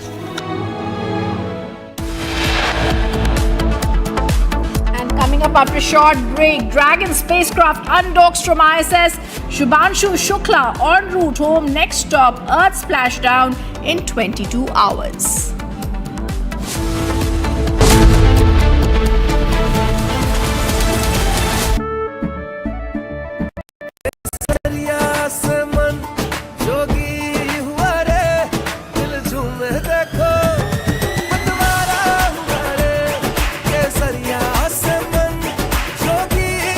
हर पल मनाओ केसरी त्योहार।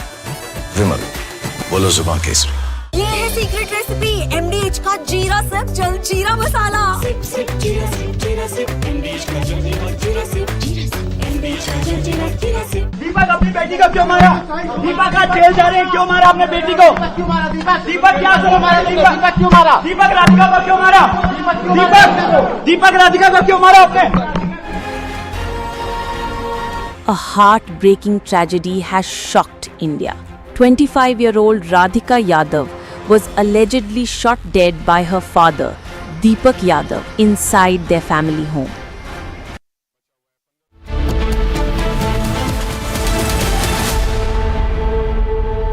MDH की हल्दी मिर्ची धनिया करे कमाल, ये रंग दे, ये खुशबू दे, ये तीखा, ये कम पड़े, क्या निराला MDH masala. Hi, this is Chef Ranveer Brar. Guarantee you brilliance on behalf of IAHM. MDH की देगी मिर्च, देगी मिर्च का तड़का, अंग अंग फड़का। MDH की देगी मिर्च।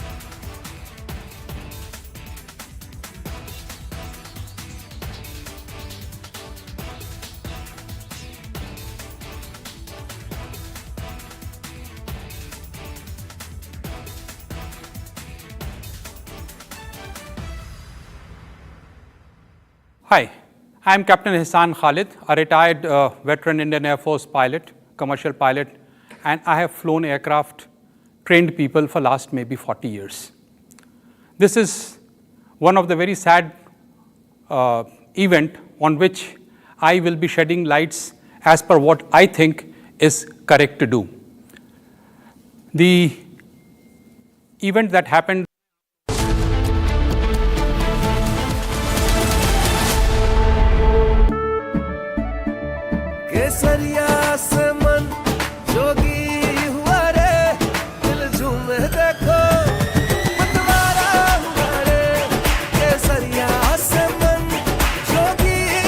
हर पल मनाओ केसरी त्योहार। विमल, बोलो जुबान केसरी। अब छोलिया हो या लोबिया, सफेद चने या काले चने, सब कुछ मजेदार बने। दीपक अपनी बेटी को क्यों मारा? दीपक का जेल जा रहे हैं, क्यों मारा अपने बेटी को? दीपक क्या करो मारा? दीपक क्यों मारा? दीपक राधिका को क्यों मारा? दीपक राधिका को क्यों मारा आपने? A heartbreaking tragedy has shocked India. 25-year-old Radhika Yadav was allegedly shot dead by her father, Deepak Yadav, inside their family home. Radhika, a young woman, ran a tennis academy and even took part in music videos. Everyone knew her as a hard-working athlete who was always seen with her dad, Deepak, cheering her on at matches. A friend from the tennis court said, "I knew Radhika for 2 years. She was quiet but strong. Her dad was always there, supporting her every game. To many, they seemed like the usual close father-daughter team." मतलब हमेशा जब खेलते थे हम लोग तो उसके father ही उसको लेके आते थे और लेके जाते थे and used to be there almost every time. उनके साथ ट्रैवल करते थे। बहुत शांत स्वभाव के थे मेरे हिसाब से तो। He never used to talk, he used to be away from the pack. sitting minding his own business. Yeah. Radhika also tried her hand at music videos. A co-actor who worked with her said her parents, especially her mom, were always around during shoots. He said her father was happy with the music video when it was released. Tennis premiere league में जो दिल्ली में हुआ था, उसके बाद मैं उनसे मिला था म्यूजिक वीडियो में, जो हमने म्यूजिक वीडियो शूट किया। Singh sir. From Asia's largest news headquarters, setting the agenda for Bharat.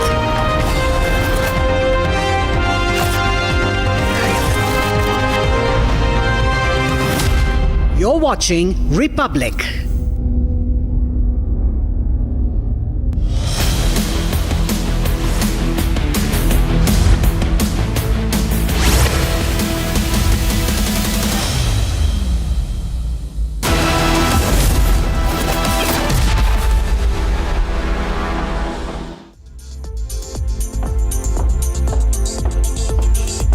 Hello and welcome. You're watching Republic with me, Akanksha Khajure. In fact, we have big breaking news coming in for you as far as the Air India crash is concerned. Major Republic impact. DGCA has issued a directive on the 2018 FAA directive. DGCA has issued a notice after Republic questionnaire on the implementation of the FAA advisory, and DGCA has issued this directive at 5:30 p.m. after Republic sends them a list of 15 questions. Remember, in a report, initial report that was released day before yesterday, there was a mention of fuel control switches of the engine of Air India flight that was moved from run to the cutoff position moments after the impact. And the initial report also mentioned the US Federal Aviation Administration, FAA, had issued an information bulletin in 2018 about the potential disengagement of the fuel control switch locking feature. Now DGCA has woken up and they have issued a directive on this FAA, US Federal Aviation Administration information bulletin of 2018. In fact, Niranjan is in the studio as well. Over to you. This is a very, very big update. Let me tell you that the DGCA has responded to Republic TV's questionnaire. DGCA has woken up after 7 long years, and this is in response to what Republic TV had asked them. This is exactly what we had broken on Saturday when the report came out. DGCA, what were you doing since 2018? The AAIB report, and Shawan is joining me live. Let me go across to him. Shawan, what was the question? What were the questions we asked to the DGCA? And finally, finally they've woken up after 7 years, after a tragedy that has killed 260 people. What were they doing? Shawan, what were they doing? In 2018, FAA asks them about, tells them about, the trip, the disengagement of the fuel switch, and they did nothing about it. They very coolly say that Air India, as part of the investigation, said that they had done nothing because it was not mandatory. They didn't do it because it was just an advisory.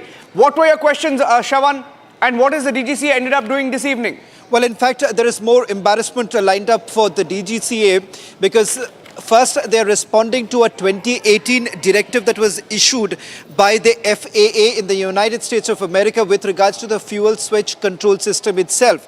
Now, in this particular, what you see, the special airworthiness information bulletin that was issued on 17th of December 2018, they had clearly mentioned that the fuel control switch has a locking feature to prevent inadvertent operation that could result in unintended switch movement between the fuel supply and the fuel cutoff positions.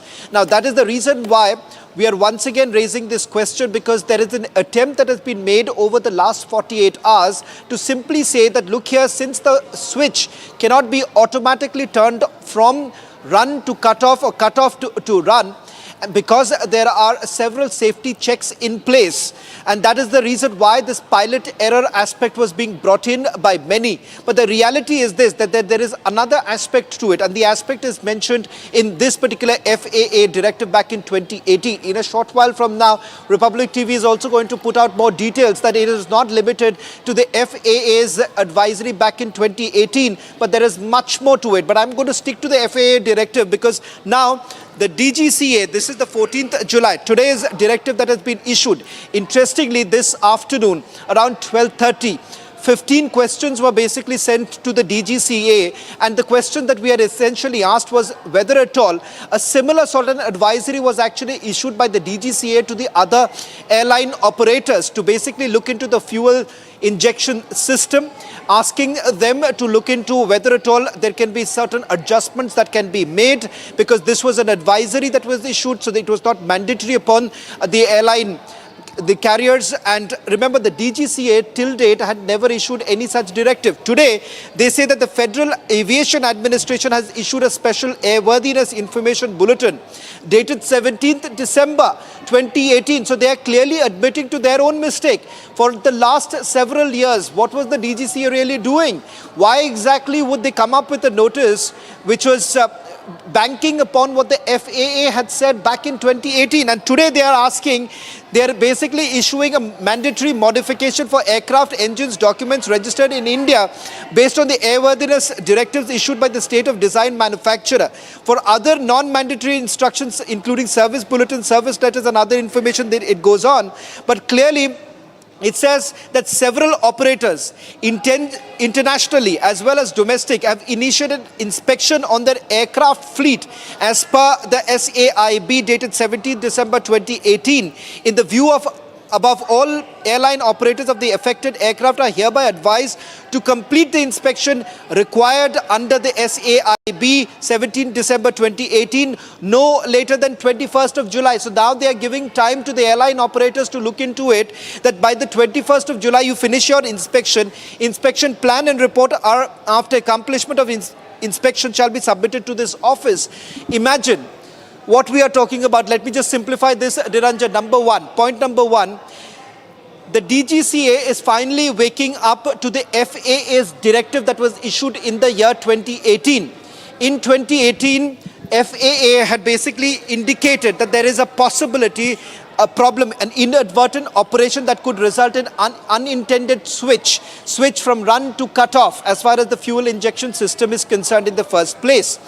There was no directive that was issued by the DGCA back in the year 2018 or thereafter. At least if you go simply by this particular directive of the DGCA, one can safely presume the fact that there was no communication earlier.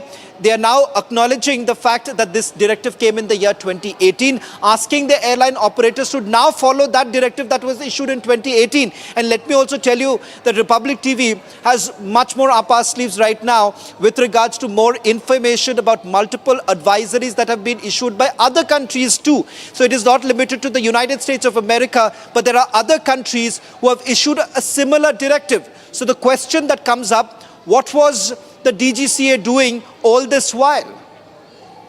Shravan, this is a direct impact, Shravan, because hours after we've asked that question, they've been forced to wake up. On Saturday when we broke that story, in fact, you know, the AAIB also was very smart in the way they gave out only that one paragraph. They gave one paragraph making a fleeting mention. I repeat, it was only a fleeting mention of the FAA advisory. They very smartly worded it. What they did not tell you is what Republic TV reported and what Shravan is also talking about, the FAA full advisory, in which they spoke about fuel switch. Ladies and gentlemen, in 2018, the FAA said that on the Boeing 787 Dreamliner, there could be an issue, a situation where the fuel switch can go from run to cut off. They said it is a possibility. And they warned about it in 2018. And as you're watching this broadcast, we are telling you, ladies and gentlemen, DGCA has woken up after 8 years, after a tragedy. 1 month after the crash, they have just hours after Republic wrote to them asking why didn't you act on the FAA advisory. They have been forced to issue a guideline and they have asked everyone now. Shravan, can you take us through what they have done essentially now? What have they asked for? And they've also very smartly now used the word mandatory. It seems to be a last-ditch attempt to save face. They are now calling it mandatory. Well, if you see the FAA, it is an advisory which is certainly not mandatory because it is for the DGCA. It is the role of the DGCA which is now being questioned because DGCA never made it mandatory to begin with. They had not given any instructions to the airline operators to basically carry out this inspection or these checks to be carried out. There was no mention whatsoever. Secondly, what's important to point out here is that in this particular directive that has been issued, a short while back, a confirmation came in around 5:30 this evening when this directive was actually issued. Here they're basically giving time to the airline operators till about 21st. Now what are they asking them to do? They are advised complete inspection required under SAIB dated 17th December, no later than 21st of July. Inspection plan and report after accomplishment of this inspection shall be submitted to the DGCA. Now they are saying this because remember in the AAIB report, they had made a clear mention of the FAA advisory. In fact, that probe report also makes a mention of the fact that Air India did not adhere to it. In fact, they did not carry out any inspection or any check as far as this fuel locking system is concerned. And the fact of the matter is this, that the FAA and the other countries' safety advisors, they had all looked into this particular issue cropping up with regards to multiple fleets of the Boeing. In fact, not just 787, but there are other fleets of Boeing that have also come under the scanner. And that is the reason why an advisory was actually issued to the airline operators to basically do an inspection of several fleet, which also included 787 of the Boeing. Shravan, stay with me. Captain Kabir Malik is joining us on the broadcast. Sir, Dr. Malik, Captain Malik Kabir. Captain Kabir, we have the full FAA guideline that was issued. This is the SAIB advisory that was issued, right? Very smartly, the AAIB made a fleeting mention of it, did not get into the details of that advisory. We accessed the full advisory. We wrote to the DGCA this morning, and hours after we wrote to them, a very detailed questionnaire asking for explanation why they did not act on the advisory. Today, sir, just a few minutes back, they have issued a full advisory here, signed by a certain R.B. Jameer, Director of Airworthiness. It's been issued a few hours after we wrote to them. 7 years after the advisory, they have woken up. I'd like to get your response, Captain Malik. See, actually, I was not aware about this, but I had an idea a long time back when on 12th of June, I had first interview on your TV. Yes. So I said it the same question. I raised the same question that time also. And I was a bit curious also why this action had not been taken by yet so far. It's been long time from the 2018 to 2025. It was almost 7 years has to come now. So it is really very shocking, and I think so be questionable also. Many questions are here, raised by many departments also. So this is really a very shocking thing. I think so for everyone in the aviation industry. Sir, 12:30 p.m. Captain Malik, we send them a questionnaire. 12:30 p.m. we send them a questionnaire asking why did you and what did you do about the 2018 FAA advisory. And when you go into the details of the FAA advisory, you know what is even more shocking? Let me read out the FAA advisory. The FAA advisory specifically spoke about, and I'm reading from it, model 7878, which is the same Boeing Dreamliner that crashed in Ahmedabad. You know what else it said, sir? Let me read out for you. It said, the fuel control switches are installed on the control stand in the flight deck, used by the pilot to supply or cut off fuel to engines. The fuel control switch has a locking feature to prevent inadvertent operation that could result in unintended switch movement between the fuel supply and fuel cutoff position. In order to move the switch from one position to the other under the condition where the locking feature is engaged, it is necessary for the pilot to lift the switch up while transitioning the switch position, and if the locking feature is disengaged, switch can be moved between two positions without lifting the switch during transition, and the switch would be exposed to the potential inadvertent operation. It could result in unintended consequences such as in-flight engine shutdown, which is exactly what happened in Boeing 787 Dreamliner. Exactly what happened. Word to word, it's exactly what happened, sir. In 2018, they had the warning. Yeah, they in 2018 they issued the advisory for every airline in the world, and I thought some action had been taken by particular airlines like Etihad or Emirates also that time, but there was no fault had been found at that site that time. But there is a question. One more question is very important over here. If they issued the advisory in 2018 and then sent it to every airline of the world, and it had come to the India also. So did they ask for the report of their advisory, what the action had been taken by the airlines from different countries? Did they ask for the Indian airline also? I don't think so. They were also sleeping. If we are just blaming one side to our DGC or one side only, it is not fair. I think so, because this company is already in question mark since this machinery is made by this company in 2011.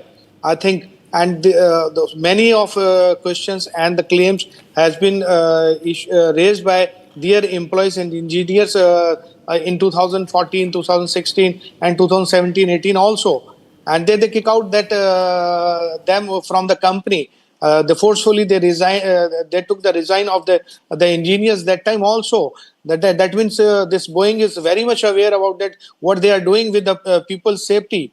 And the passenger safety and the airline safety measures, they ignored it completely. And all the things, it had come on the head of this Air India and the DGCA. I don't think so. It is a very, serious matter which we have to look internationally. Also, we have to show against this Boeing and the international, I think so, this related agencies also. Yeah. Stay with me. I'm going across to Harsha, my colleague, also joining us. Harsha, there were many warnings. Harsha's live at the Ministry of Civil Aviation as we speak. We'll get Shravan and Kritat live on the story. But Harsha, you've been tracking the story. DGCA has had several questions to answer, including this advisory.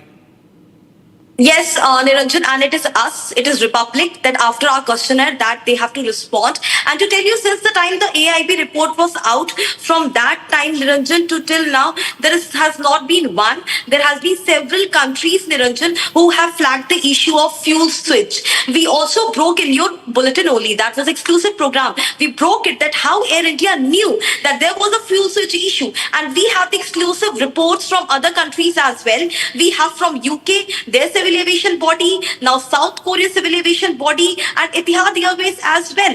All these airways are now telling their pilots to do the necessary inspection of the fuel switch in the aircraft whenever they go for maintenance check and before the pilot takes off the aircraft. And might that DGC has written in its notice that for all airline operator, but to tell our viewers that it is only Air India in our country, only Air India which has the Boeing aircraft. Neither SpiceJet, neither Indigo, neither Akasa, none of these airlines have the Boeing aircraft. Only Air India has the maximum number of Boeings which are operating, and there is some maintenance issue. This morning, Campbell Wilson, in the letter to all its employees, stated that there is no maintenance fault, there is no mechanical fault in the Boeing aircraft. It was fit to fly. If it was fit to fly, then why in the annual maintenance report of Air India, they never ever inspected the fuel check? They went by saying the SAIB, the airworthiness body, has clearly stated that it's not mandatory. Then now why they are checking? Now why inspections are being done? That means they didn't compliance by the notice, by the regulation of the SAIB, of the FAA. They didn't comply by in 2018, 2020. None of the notice was complied by Air India. And now they are doing these inspections. They are changing the wiring location in their fleets, not only of Boeing 787 but other Boeing fleet as well. They are doing it because they know there's some issue. Whether it is mechanical, whether it's electrical, we don't know about it. That's the matter of investigation. But yes, now if Etihad Airways is saying, now if South Korean ministry is stating, now if United Kingdom Civil Aviation Body is asking all its pilots to check Boeing, to inspect the Boeing, to see that fuel switch is operating precisely or not, whether there is any wiring issue, whether there is any fuel spark control relay issue in the fuel switch, everything has to be checked. Because now a VTALB has crashed. Now it raises serious questions because the passengers' safety is of utmost importance, which now Air India has to understand. And now DGCA is the last regulatory body. If we compare to the regulatory bodies in other in other parts of the world. DGCA has woken up last because since yesterday we have been mailing DGCA, we have been speaking to DGCA. My sources we have been speaking to. I have been personally speaking to the Secretary Mocha and the other officials regarding what has been done till now. But today afternoon, when the Republic sends them questions, their response now comes out as a notice because they understand there's a serious issue and they can't leave it because other countries are monitoring it. Back to you. Be with me. I have Kritat also joining us. Shravan and Kritat joining us on the broadcast. Kritat has gone through the detailed document trail as well. Kritat, how many warnings came in? And what did each of these warnings tell the DGCA over the years? Indeed, and there are multiple warnings, but the most important one, Niranjan, today is the FAA Aviation Safety Special Airworthiness Information Bulletin that is dated December 17th, 2018, ladies and gentlemen. That's about 7 years old. Now, why this document is important is because this is the biggest factor, the fuel switch factor, which has come under scrutiny in the AIAB report that has come out in the investigation of the AI-171 crash. Now, in that report, according to the AIAB, it took 0.1 seconds for both the fuel engines to be cut off from their fuel supply from the cockpit. Now, this is 0.1 second. The number has been given by the AIAB in their own report. Now, why this is important? Because here the FAA all the way back in 2018 had signaled that there were some technical issues in the locking mechanism of these fuel cutoff switches. And if this locking mechanism were not in place, then it could lead to inadvertent consequences. If I read the text of this document, it sounds almost prophetic, as if it was already predicting that something wrong can happen if this is not solved. Let me read out the document for our viewers. The fuel control switch has a locking feature to prevent inadvertent operations that could result in unintended switch movement between the fuel supply and the cutoff positions. What does this mean? This means that in order to move the switch from one position to another, the condition whether the locking feature is engaged is necessary for the pilot to switch up while transitioning the switch position, meaning the button has to be pulled up and then only it can be moved. Subsequently, this report says that if the locking feature is disengaged, meaning if it is not active, if it is not working, then the switch can be moved between the positions without lifting the switch for transition, and the switch can be exposed to potential inadvertent operations, meaning these are unintended and inadvertent operations. An inadvertent operation of the switch could result in unintended consequences such as an in-flight engine shutdown. Now, this is very important to read in the context of the AIAB report, in which they stated a very vague and ambiguous paraphrased conversation between the two pilots based on the cockpit voice recorder, in which it was said that the first pilot asked the second, "Why did you cut off the engines?" And the second was alarmed and surprised and said that they did not cut it off. Now, read the two things in context. Even in the 2018 report, the AIAB report, this 2018 citation was mentioned, but the DGCA did not release a notification on 12th when this report was released, Niranjan. They released it today after Republic put out a very tough questionnaire questioning it on what it has done in context of this 2018 report. And the results are out. It has now put out an advisory for all Boeing aircrafts operating in the country to go and carry out the directives and checks of the fuel switches, which are at the center now of this AIAB report in the AI-171 crash controversy. Yeah. And in fact, what is really ironic is that they have said in this advisory that has been issued, and a copy of which is also in my hand, they have said that in view of above, all airline operators of the aircraft are hereby advised to complete the inspection required under SAIB number dated 17 December 2018. So they are acknowledging in the advisory that it is an 8-year-old advisory. They're acknowledging that this is 8 years old. Now that is the saddest part, Captain Malik, that they acknowledge that this is an advisory that came in 8 years ago, and they are today asking all airlines to complete this within 1 week, which is 7 days from now. They're saying by 21st, please complete the checks. It's mandatory. Is it possible? No, I don't think so. It is, I think, completely ignorancy of the department, who was the responsible person that time, that time the release issued this advisory to the every airline, and this question has to be asked: that particular person is still he is in service or not? This question is raised by this your channel, and they came into an action. It is really surprising to everyone. We lost many of our nearest and dearest, and our two responsible and very caliber pilots. We lost them, and today's everybody is talking on their duties. They're questioning on their caliber. It is not fair. I think so. It would not be happened if this thing may could check earlier, long time back, the time it was issued in 2018. Yeah. Sir, I'll tell you, I'll go back to Krutat, because Krutat also has a UK document, sir. Now you should hear this, because there is another UK document which once again warned airlines, including Air India, which, by the way, has admitted in its AAIB investigation that they did not take this advisory seriously. 2018 advisory, they say we did not take it seriously because it was an advisory and not mandatory. Today it's become mandatory. But take us to the UK document that you have, Krutat, and what does the UK document tell us about a similar fuel switch issue?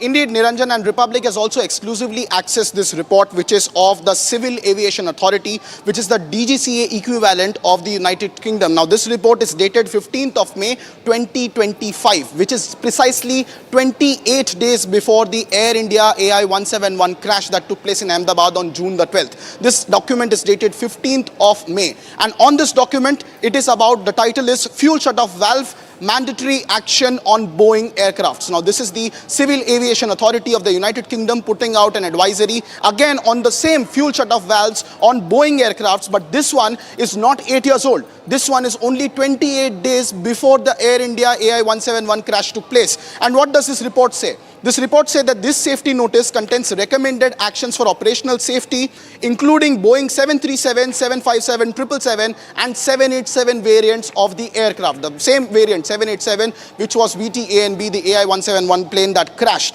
Now, this report also cites the FAA. This is only 28 days before the crash, ladies and gentlemen. This is a separate authority, which is the UK Civil Aviation Authority. And it said that the FAA has issued an airworthiness directive addressing potential unsafe conditions affecting fuel shutoff valves installed on Boeing aircraft, including the 787. And it requires replacement, test, or inspection. So even the FAA order is cited by the UK's Civil Aviation Authority on 15th of May 2025, requesting either replacement or test or inspection of these fuel valves installed. And this is also in concurrence with the 2018 directive of the FAA. But surprisingly, even at that point of time, it seems that DGCA may or may not have acted in accordance, which is why we also asked the questions to the DGCA on whether it acted in reaction to what the UK's Civil Aviation Authority had to say about this issue. And they had issued a directive all the way back on 15th of May. Ours is coming only today on 14th of July, which is more than a month now, close to, since the Air India crash. Stay with me. Krutat, stay with me. I have to take a break. But one question. That report, the AAIB report on Saturday, the second last line on page 15 said there is no recommendation to Boeing or the engine makers or the operators. Shocking. And this morning, the Air India CEO says the report indicates there is no maintenance issue. There is no technical failure. I mean, this is the biggest lie, isn't it? I'll take a break. We'll take a break and we'll come back with this. We've got the UK document. We've got the FAA advisory. The Republic question is sent at 12:30 this afternoon, forcing DGCA to act. We'll take a break. Back with the live coverage. Stay tuned.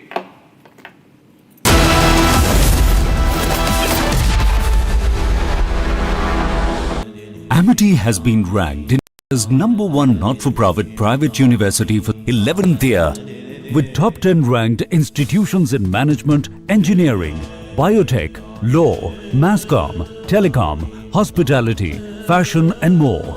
Yet another top ranking for Amity University.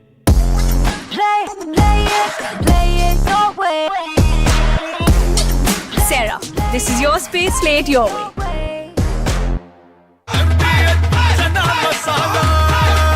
अब छोलिया हो या लोबिया, सफेद चने या काले चने, सब कुछ मजेदार बने।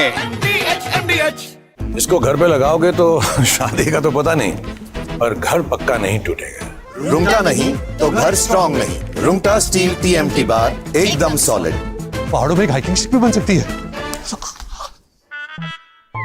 MDH की हल्दी मिर्ची धनिया करे कमाल, ये रंग दे, ये खुशबू दे, ये तीखा, ये कम पड़े, क्या निराला MDH masala.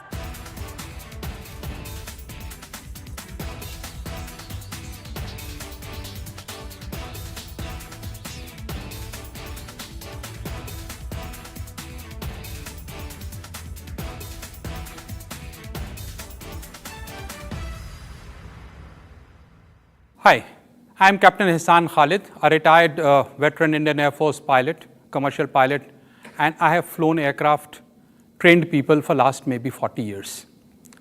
This is one of the very sad event on which I will be shedding lights as per what I think is correct to do. The event that happened, that is the aircraft accident on 12th of June, there was an AIB report that came out on 11th of July or 12th morning 11 at 1 o'clock.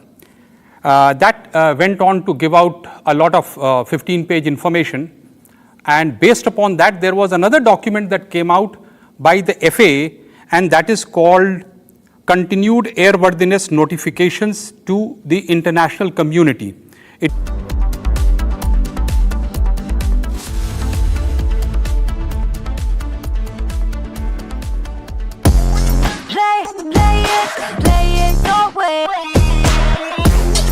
Sarah, this is your space, play it your way. Hi, this is Chef Ranveer Brar. Guarantee you brilliance on behalf of IIHM. दादी के हाथों का जादू और खुशबू से महकता घर, माँ की मुस्कुराहट और खाने की सुगंध। MDH गरम मसाला, क्योंकि हर रिश्ता है स्वाद से जुड़ा। केसरिया से मन जोगी हुआ रे, दिल झूमे देखो मतवारा हुआ रे। केसरिया से मन जोगी हुआ। हर पल मनाओ केसरी त्योहार। विमल, बोलो जुबान केसरी। आधे बाउल दही में 4 चम्मच MDH चटनी पुदीना मसाला डाला, स्टर करो, पुदीना चटनी तैयार। MDH चटनी पुदीना मसाला। दीपक अपनी बेटी को क्यों मारा? दीपक आज जेल जा रहे हैं, क्यों मारा अपने बेटी को? दीपक क्या करो मारा? दीपक क्यों मारा? दीपक राधिका को क्यों मारा? दीपक राधिका को क्यों मारा आपने? A heartbreaking tragedy has shocked India. 25-year-old Radhika Yadav was allegedly shot dead by her father, Deepak Yadav, inside their family home. Radhika, a young woman, ran a tennis academy and even took part in music videos. Everyone knew her as a hardworking athlete who was always seen with her dad, Deepak, cheering her on at matches. A friend from the tennis court said, "I knew Radhika for 2 years. She was quiet but strong. Her dad was always there."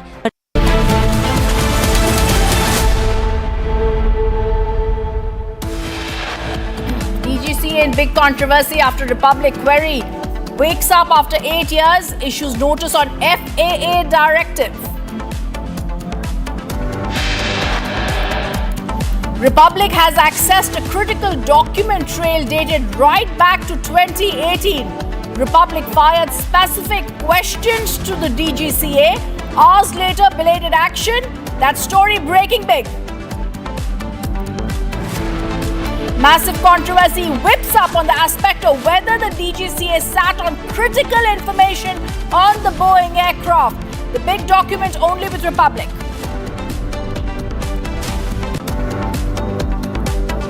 Air India sources have stated the fuel switch checks are happening only now, post-crash. Breaking that big story and all the live and breaking inputs up next.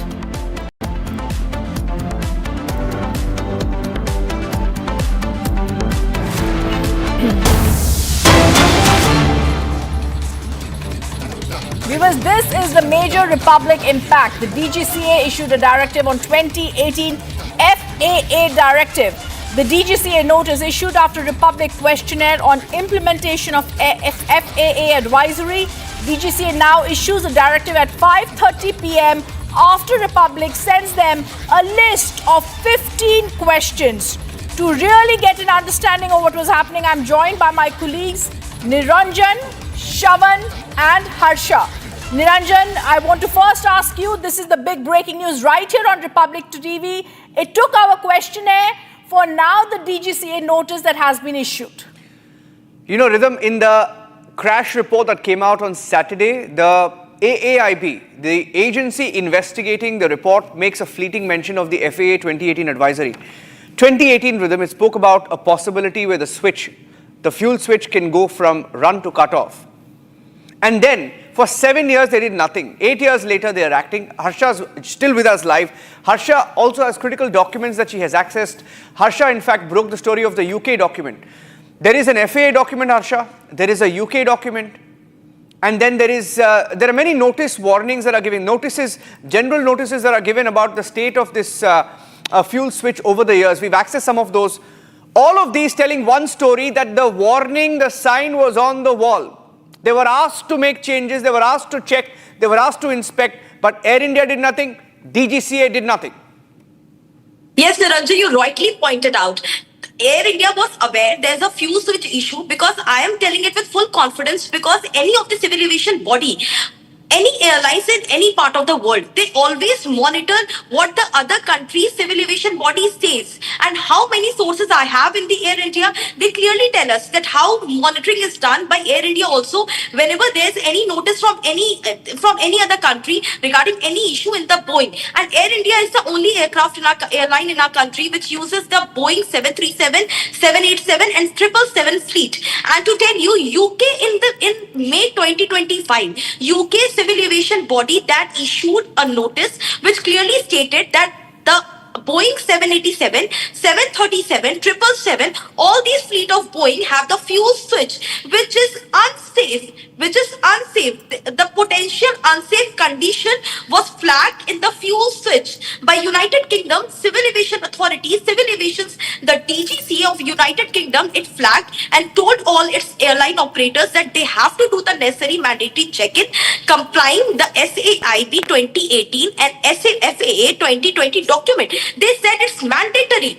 In May 2025, that means Air India would have seen this document of United Kingdom of May 2025, that they are monitoring, they are doing the necessary inspection and maintenance checks of the fuel switch in their Boeing aircraft, which they have purchased from Boeing, which UK has purchased from Boeing. But Air India didn't do anything. Air India didn't do any inspection. They didn't do maintenance check. They sat on that report. They were sitting on it. They were sleeping on it. They thought they will just go by without checking it. They will go without checking it. Nothing will happen. And then in June, there is a AI-171 crash. VT-ANB, which is the Boeing 787 crash. And the same Boeing 787-8 fleet was flagged by UK Civil Aviation Authority in their document, saying precisely the fuel switch is issue. The locking system is the issue. The notice said that, and we have that document. Republic has that document. That document, Niranjan,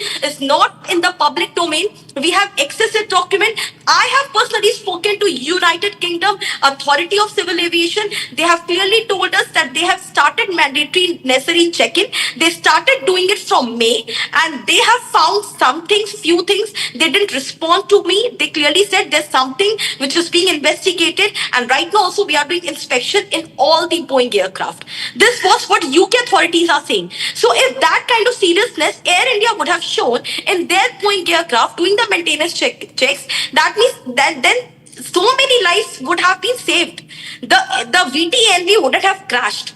And that is the reason why now most of the airlines have started, most of the civil aviation bodies have started flagging it to their own airline operators, telling them to check the Boeing. So we have that UK document which now tells that there is a fuel switch issue which needs to be investigated. The Boeing is responsible. The operator also has to respond on it. Back to you. I also want to ask you, Harsha, because we are reporting the story and we've reported it first. The FFA recommendation inspections of the control panels in 2018 to ensure the locking mechanisms work properly. This was known. This was also known. Why did the DGCA then take so long? Were they waiting for our questionnaire?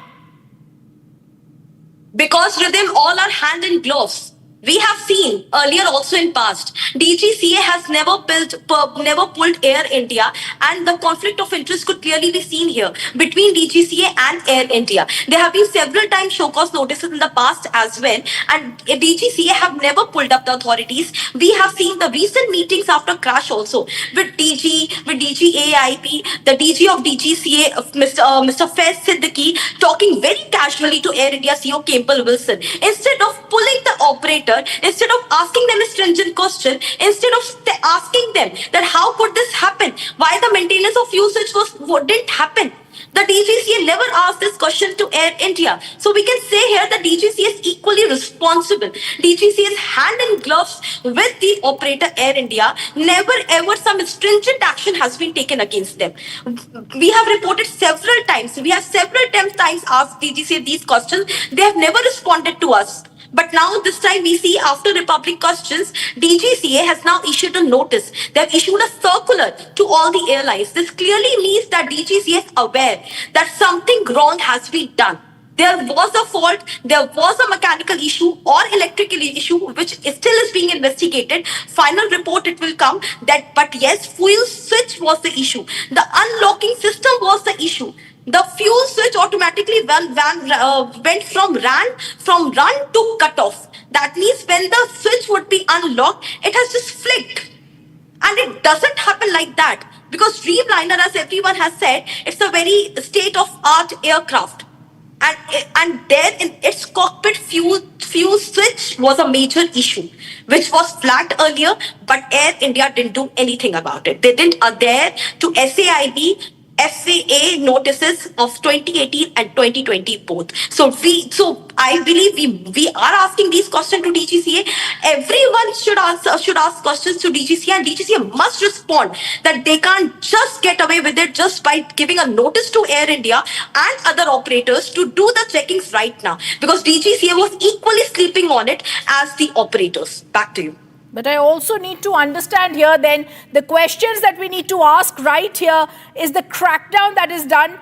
Now the DGCA advisory says inspect in great detail what has to happen.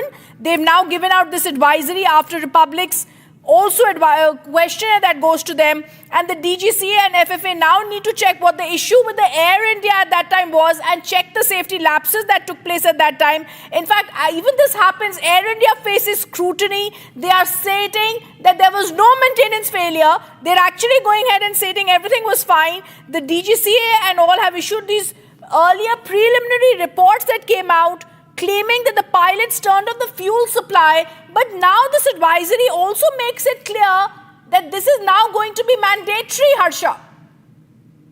The earlier what Air India was stating, Campbell Wilson in its mail to employees, what they stated that this was never mandatory. SAIB checked the airworthiness, they advised, but they never said it was mandatory, therefore we didn't do it.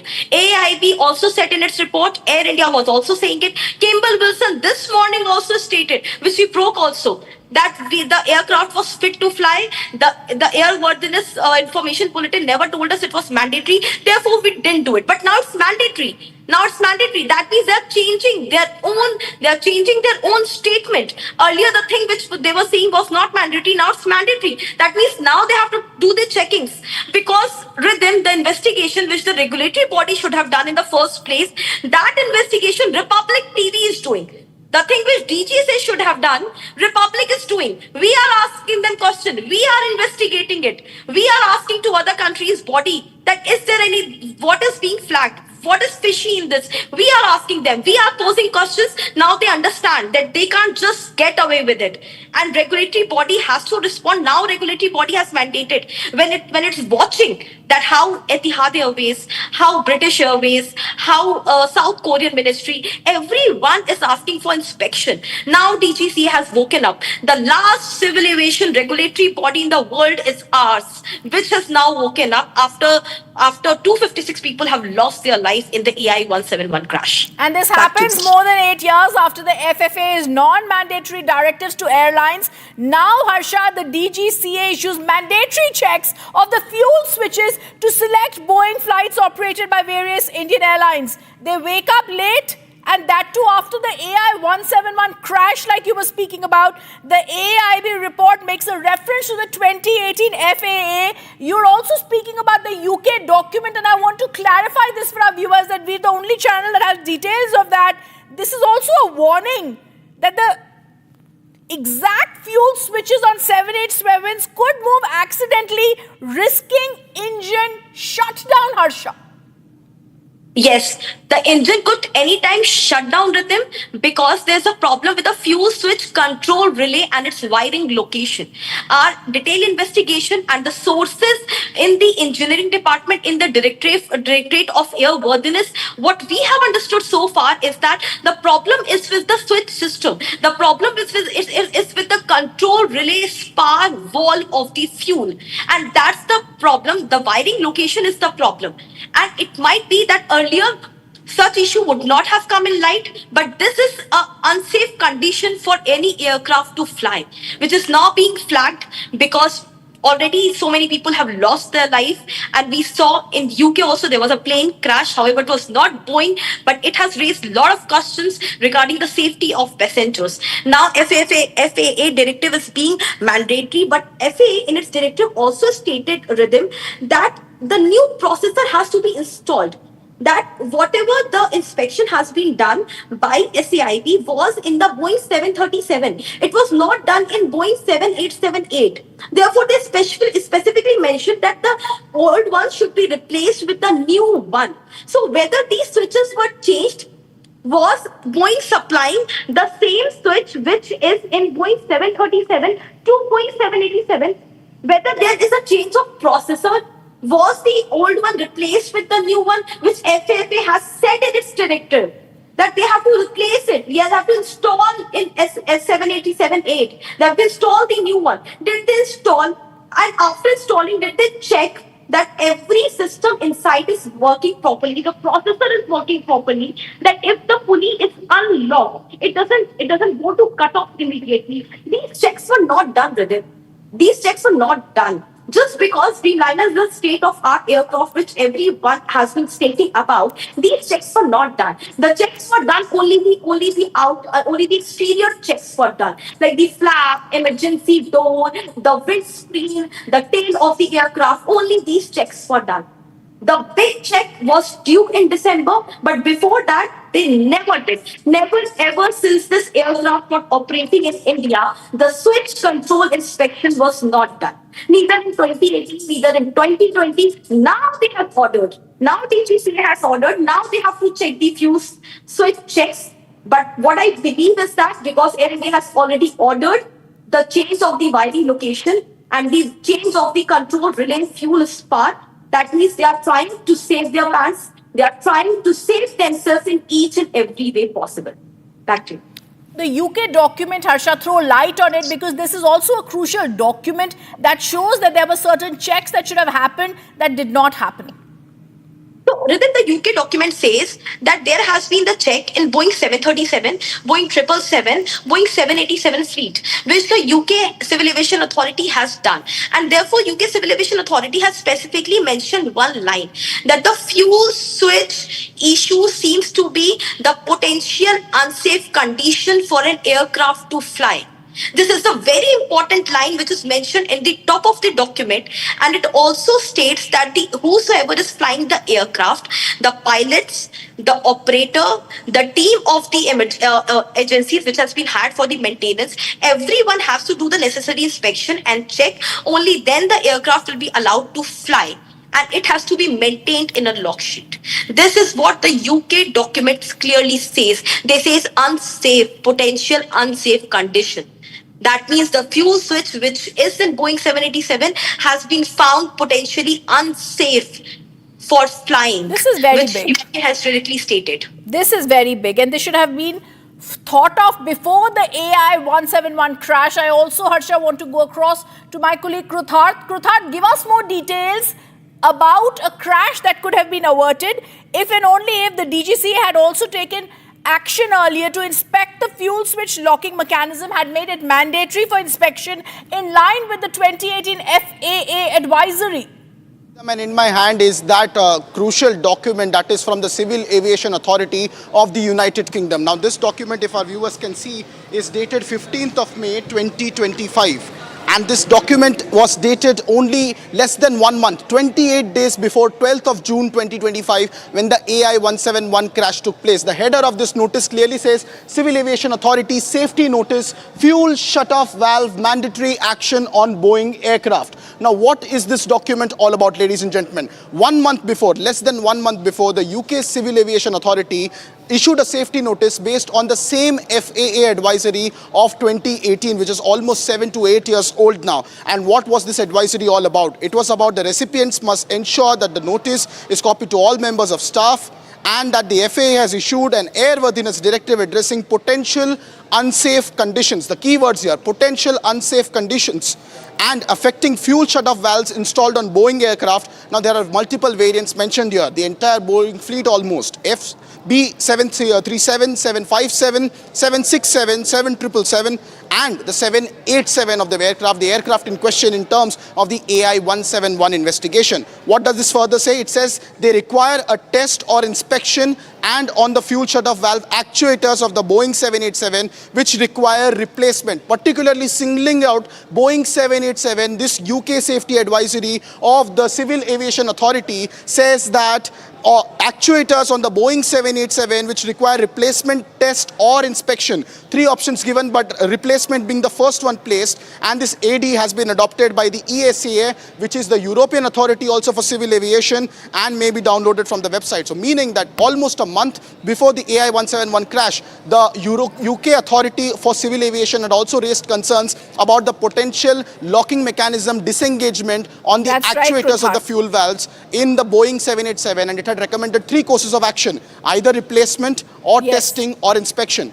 Today, almost a month after the AI-171 crash, the DGCA has woken up to the notice and has issued a directive rhythm. All right, Pruthar, thank you for that. I also want to go back to Harsha. Harsha, like Pruthar gave us details of the UK document, it's very, very clear. The DGCA now issues this compliance. This is mandatory now for this check to be happening, but it's too late. The fuel switch locking mechanism could have been one of the reasons for this crash. The inspection is now in line with the advisory, but it's too little. Even as today the statements come in from Air India's Campbell Wilson giving themselves a clean sheet, this crucial advisory also shows that no one is above suspicion right now, Harsha. Yes, Rhythm, no one is above suspicion. And yes, 1 month after the AI-171 crash, DGCA has woken up. Have they done it before? Have they done it earlier? Have they done it after the AI-171 crash? Have they done it during the time when they were themselves interrogating? Because they did the independent inquiry. They called Air India officials. Campbell Wilson was part of it. Had they done that time, it would have made much sense that our regulatory body are aware. Our regulatory body are the serious ones. But they didn't do it at that time. Now what we see is that DGCA has immediately woken up. It's too late, too little, because till now we are not sure that in the investigation it will be the fuel switch issue only which will be coming. But through AIB report, if we read between the lines, one thing is clear, that there was no contamination in the fuel. There was no pilot's issue because pilots were themselves not aware what suddenly has happened. Third thing, there was no engine problem as such. What was being said that there could be double engine problem. No, there was no engine failure till the time the transmission of fuel was not reaching the engine. There was a problem in the fuel transmission to the engine. The thrust was during takeoff, but immediately after takeoff, the thrust was gone because the engine was shut. Engine was shut because there was an issue in the fuel switch. The engine was not getting the supply of the fuel, and that is the reason why immediately there was a cutoff. And these are the questions which needs to be answered. And we can say it's late, but still we can expect some answers from the side of the operator, which is the Air India. We can see what comes in the report after 1 week, which Air India has to respond. They have to do all the necessary inspection and check-ins of B787, of the fuel switch. Let's see if they are transparent and they really come out by saying that what they have really found, rather than hiding in the grasp of not any action being taken on them. If the transparency is maintained, we believe that some concrete investigation can come out that there was an issue with fuel switch and Air India ignored it. But I also have this big question to ask the DGCA. The FFA issued this, Harsha, in 2018 December. International airlines acted on this a long time ago. The DGCA also had issued its own regulatory only in Jan 2024. Now in 2025 July, this order is reissued amid the public scrutiny post the air crash. It took an air crash, it took loss of lives for the DGCA to wake up and ask for complete inspection of all the affected aircrafts. Rhythm, loss of 256 lives. It took this for DGCA to actually go back and think about it and think that there could be a problem. And when other countries are being so serious about it, there is some problem. It's very bizarre, Rhythm, that how the crash happened in our country. 256 people lost their lives, and other countries, like the country like UK, Korea, the countries like the Gulf countries, they are doing what our country had to do in the first place. The crash happened in our country. Our regulatory body should have ordered the inspection and inquiry, keeping in mind that FAA and SAIB had issued a notice in 2018 and 2020. But our regulatory body didn't do it. This was done by other countries' regulatory body, and then our DGCA came into action. Our DGCA swung into action after Republic sent them the questionnaire. It took our media channel, our media house, our scoop, our reporting, our exclusive document to ask them question and them to do their duty, what they should have done in the first place. It's very bizarre that we have a regulatory body which wakes up after lives are lost. If they would have done their duty transparently, if they would have done their duty in the first place, all these lives would have been averted. But they always had this interest, some sort of interest with Air India, and therefore Air India never ever has been questioned with them, never ever. Be it the news of bomb scare when we were covering it, be the story of technical snacks which we highlighted. DGCA never ever has pulled Air India, or any action has not taken on Air India. That's the bizarre thing which we see in our regulatory these days. I completely agree with you, and I think this is the crackdown that's happening by the DGCA. It's too late. And this is the big story that we continue tracking right here on Republic TV. DGCA wakes up, Republic sends a questionnaire. Today, 5 hours after that questionnaire, 5:30, this advisory issued. They're asking now for fuel checkups as mandatory, but this is too little after the loss of lives. Throughout the day today, we ask more questions on the big focus today. Be with us.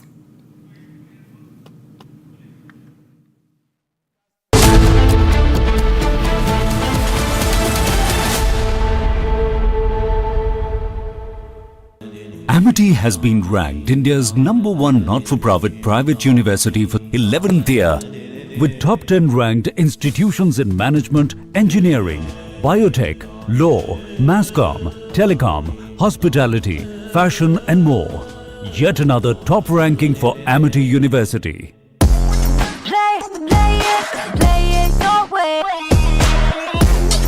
Sarah, this is your space, play it your way. ये है secret recipe MDH का जीरा SIP jaljeera मसाला। SIP SIP जीरा SIP MDH का जलजीरा जीरा SIP MDH का जलजीरा जीरा SIP. इसको घर पे लगाओगे तो शादी का तो पता नहीं, पर घर पक्का नहीं टूटेगा। रूंगटा नहीं तो घर स्ट्रॉन्ग नहीं। रूंगटा स्टील TMT बार एकदम सॉलिड। पहाड़ों में एक हाइकिंग शिप भी बन सकती है।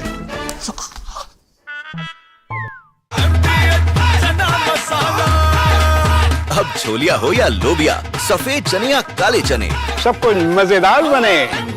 MDH।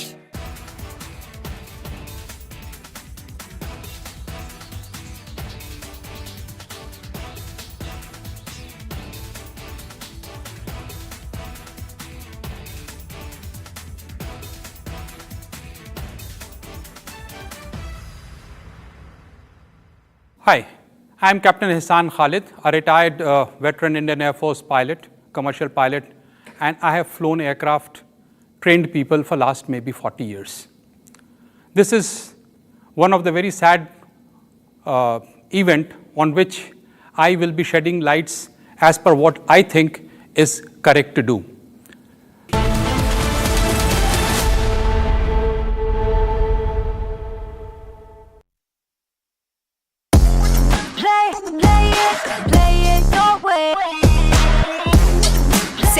This is your space, play it your way. MDH की देगी मीरज, देगी मिर्च का तड़का, अंग अंग फड़का। MDH की देगी Miraj.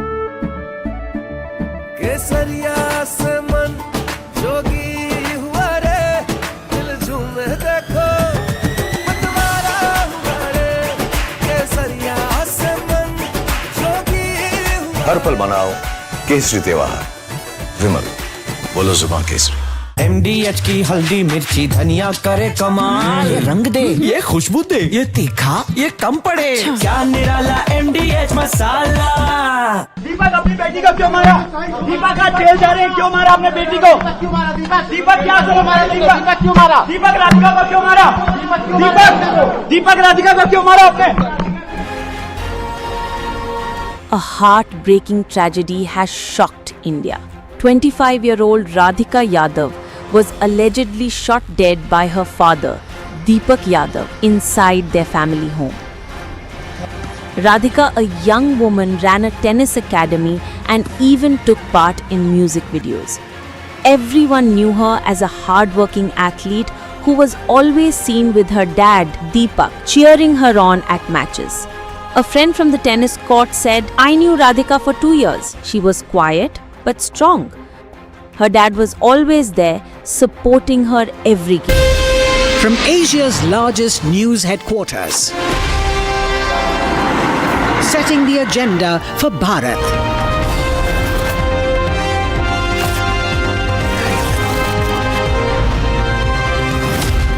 You're watching Republic.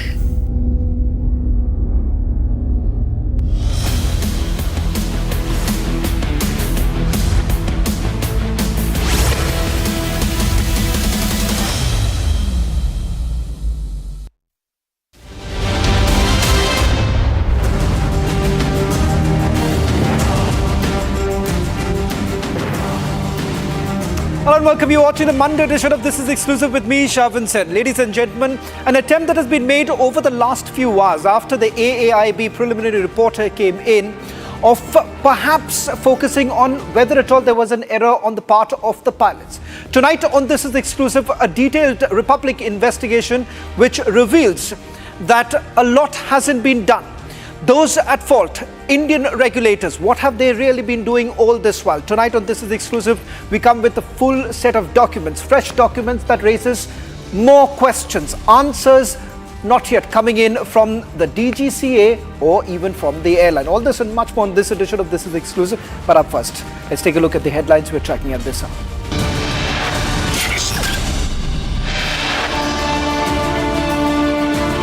DGCA in big controversy after Republic query wakes up after 8 years, issues notice on FAA directive.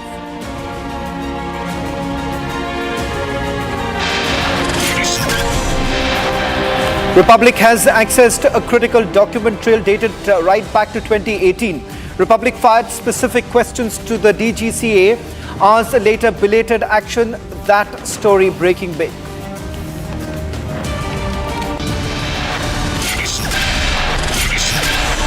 Massive controversy whips up on the aspect of whether DGCA sat on critical information of the Boeing aircraft. The big document is only with Republic.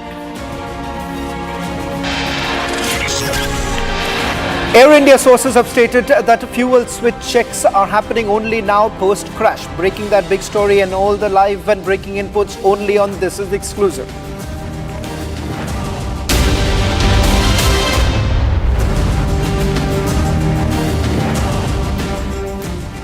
Ladies and gentlemen, it is just not limited to an advisory that was issued 8 years ago by the FAA.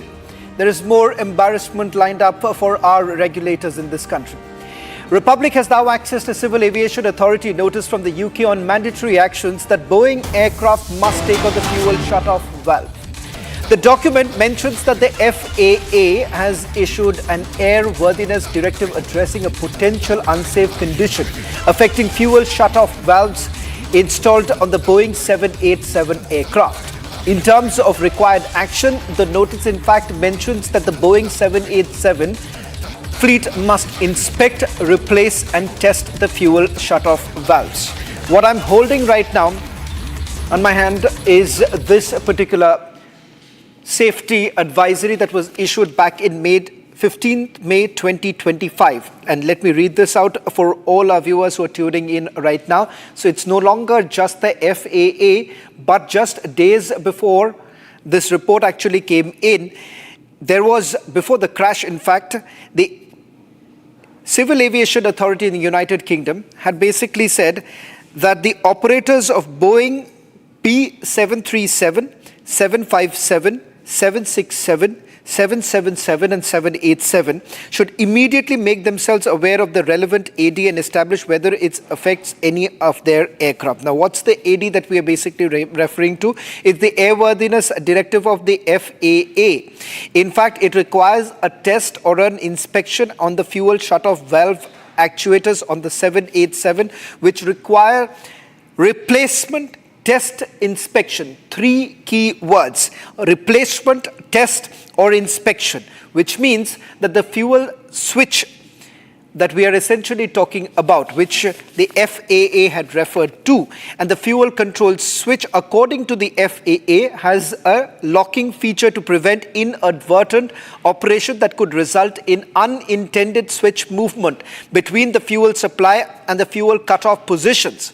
Now, in order to move the switch from one position to the other under the condition where the locking feature is engaged, it is necessary for the pilot to lift the switch up while transitioning the switch position. If the locking feature is disengaged, the switch can be moved between the two positions without lifting the switch during the transition, and the switch would be exposed to the potential of inadvertent operation. Elaborating this, the FAA then had said that inadvertent operation of the switch could result in an unintended consequence, such as an in-flight engine shutdown. Now, it is as explicit as it can get. 2018, an advisory is issued. Then in 2025, UK basically is now asking all the airlines to look into a proper inspection to be carried out, asking all the airlines to do daily checks. In fact, this is what they say. The breaking news is this, that UK had basically asked all the airline carriers to carry out daily checks to be performed. Operators have an option for this to be accomplished by either engineering or by the flight crew. So here you have UK calling in for daily checks to be carried out. And the DGCA in India has never woken up. A 2018 advisory to which there is no follow-up. 2025 advisory that has been issued by the United Kingdom, the DGCA does not find it extremely relevant to even look into it. So much so, it has actually taken a 15 questions that have been issued by Republic TV, following which the DGCA finally has responded. Let me now take you through some of the details that we have with us right now. And what is this fuel switch controversy? Ladies and gentlemen, the AAIB in its preliminary report essentially makes a mention of the fuel switch controversy.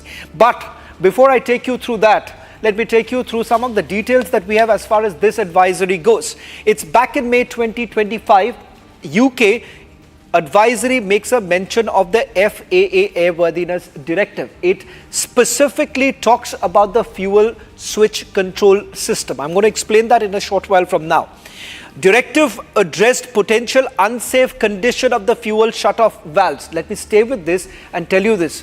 All this while, multiple media networks, particularly the Western media, went on telling you that there is a possibility that there could be a pilot error. The fact that you cannot perhaps lift the switch up and down.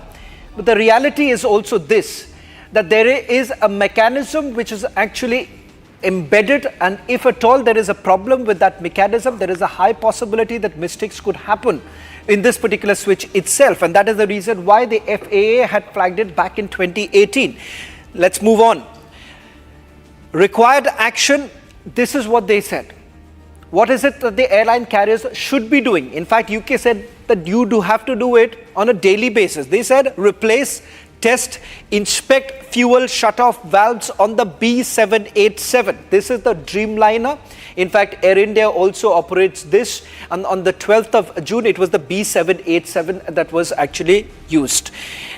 It's the fuel switch control system that we have essentially been talking about, ladies and gentlemen, and this is the UK advisory that was issued on 15th of May 2025. Let's just take you through the last important details that are basically coming in as far as the UK advisory is concerned. Let's now take you through the FAA directive that was issued back in 2018. And what is it that they had to say? Because they were very, very clear as far as the switch control system is concerned. So it's not just about this report from 2 months before the fatal crash. 7 years ago, in December 2018, the FAA had issued a special airworthiness information bulletin on the locking feature of the fuel safety valves.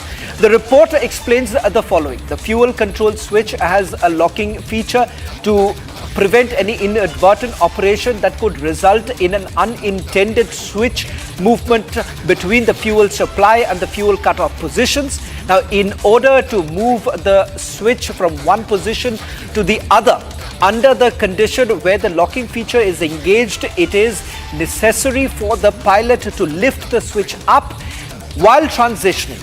If the locking feature is disengaged, the switch can be moved between the two positions without lifting during the transition, which would result in inadvertent operations. This would in turn lead to an unintended consequence such as an in-flight engine shutdown. So it's the 2018 FAA report that we're basically talking about. So UK comes up with this. In fact, the Europeans had also put out an advisory, but that was back in 2015, which finds a mention in this. 2018 FAA report clearly stated that there is a possibility of an unintended switch movement. What does that mean? That even if the pilots continue with their operation, it could be an unintended switch movement. We do not know what leads to that unintended switch movement, but there is a possibility of that actually taking place. Let's move on. Fuel control switch has a locking feature to avoid the inadvertent operation. So I'm going to, in a short while from now, tell you how exactly the system basically works.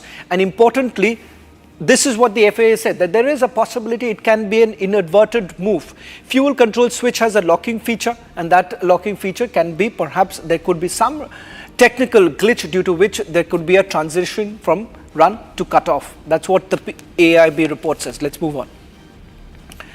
In fact, inadvertent operations could lead to unintended switch movement, and that's exactly what we are referring to. And the other, with regards to the operations itself. Ladies and gentlemen, this was the 2018 report that came in. Engaged lock feature would require pilot to manually lift the switch. Now, if there is a problem with the lock feature itself, then it leaves the pilots extremely vulnerable. Disengaged lock feature and subsequent movement could lead to inadvertent operation. So we are emphasizing on the fact that it could be completely inadvertent.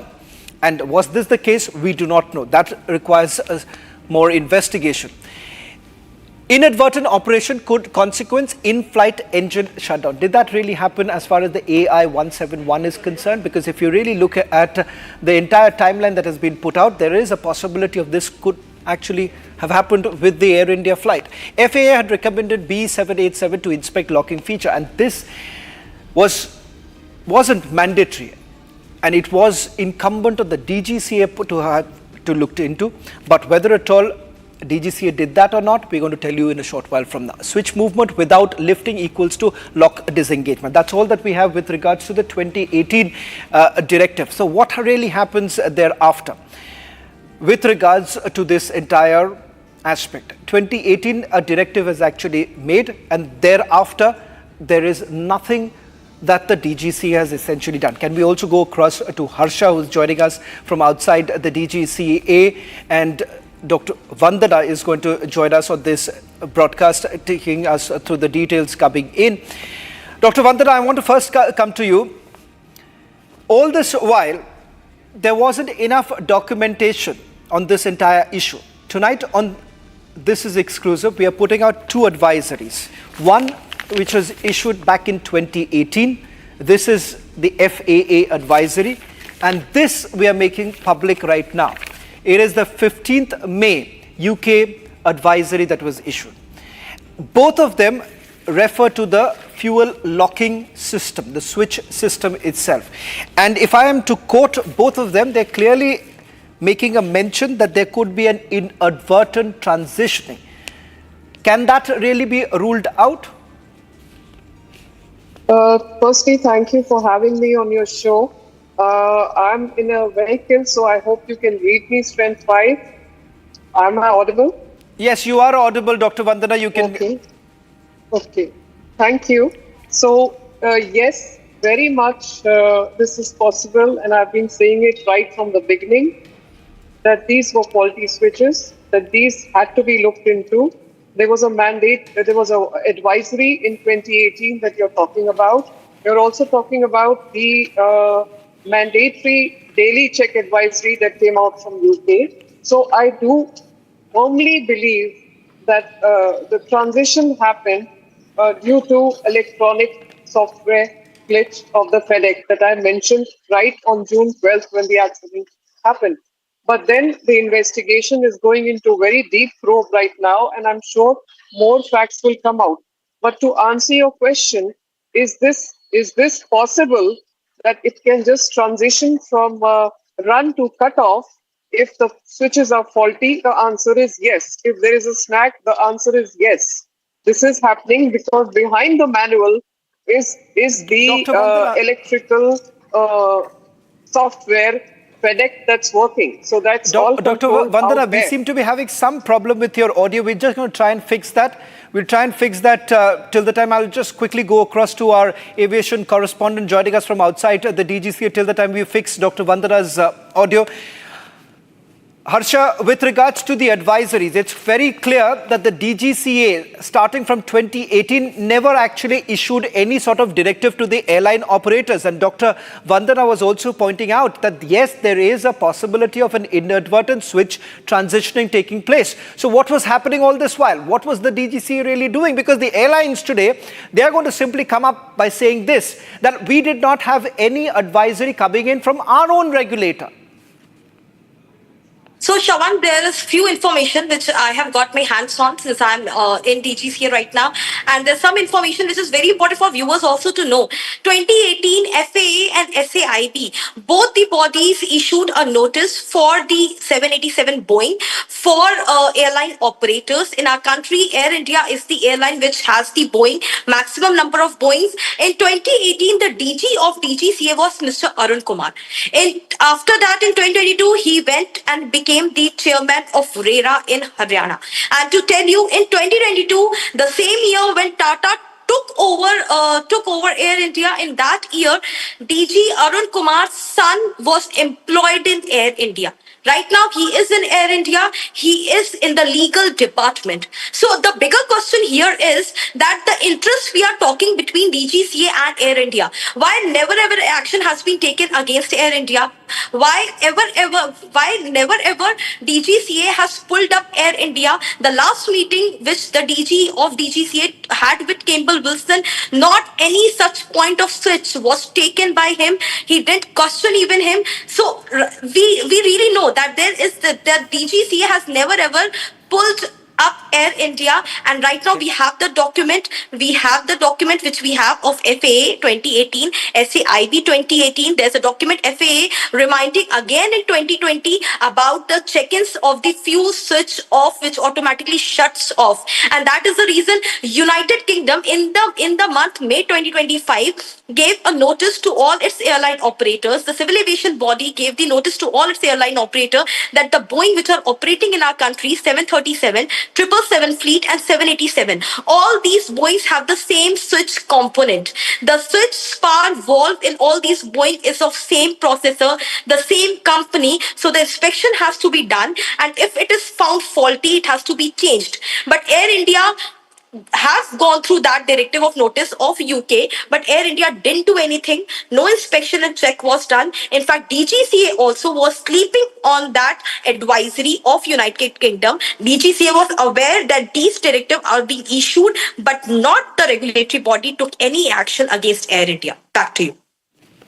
Well, thank you very much, Harsha, for getting us the latest details. I'll just quickly go back to Dr. Vandana, because Dr. Vandana has extensively worked on this, and she has a better understanding of what this fuel switch locking system is concerned. Dr. Vandana, if I can ask you a quick question with regards to whether at all there is any possibility of a technical glitch related to the locking feature of the fuel switch system, because all this while everyone was arguing that, look here, this is not like your home bathroom switch that you can just perhaps lift it up and down.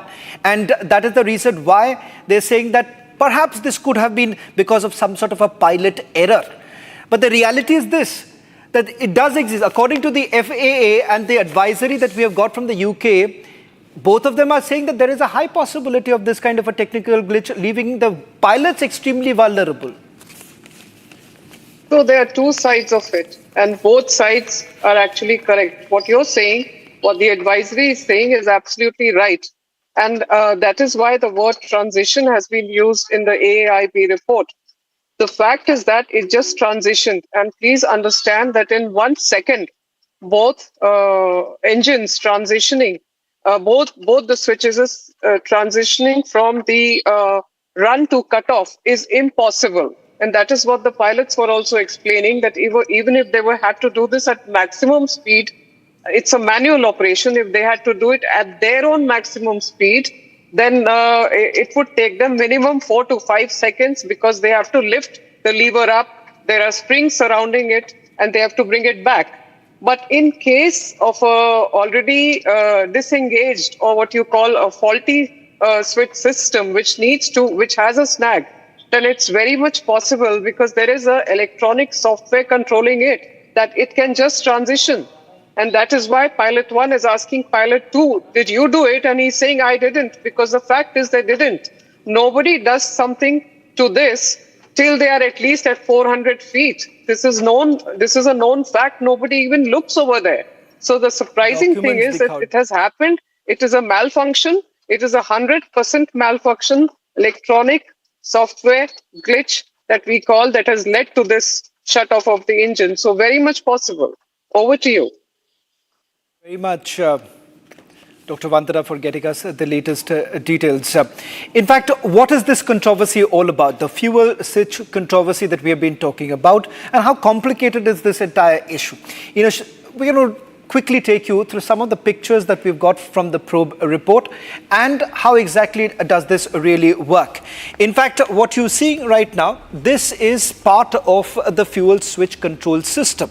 Now, this is the throttle levers that are basically used, and these two buttons that you essentially look at, this is the fuel control system, the run and cut off.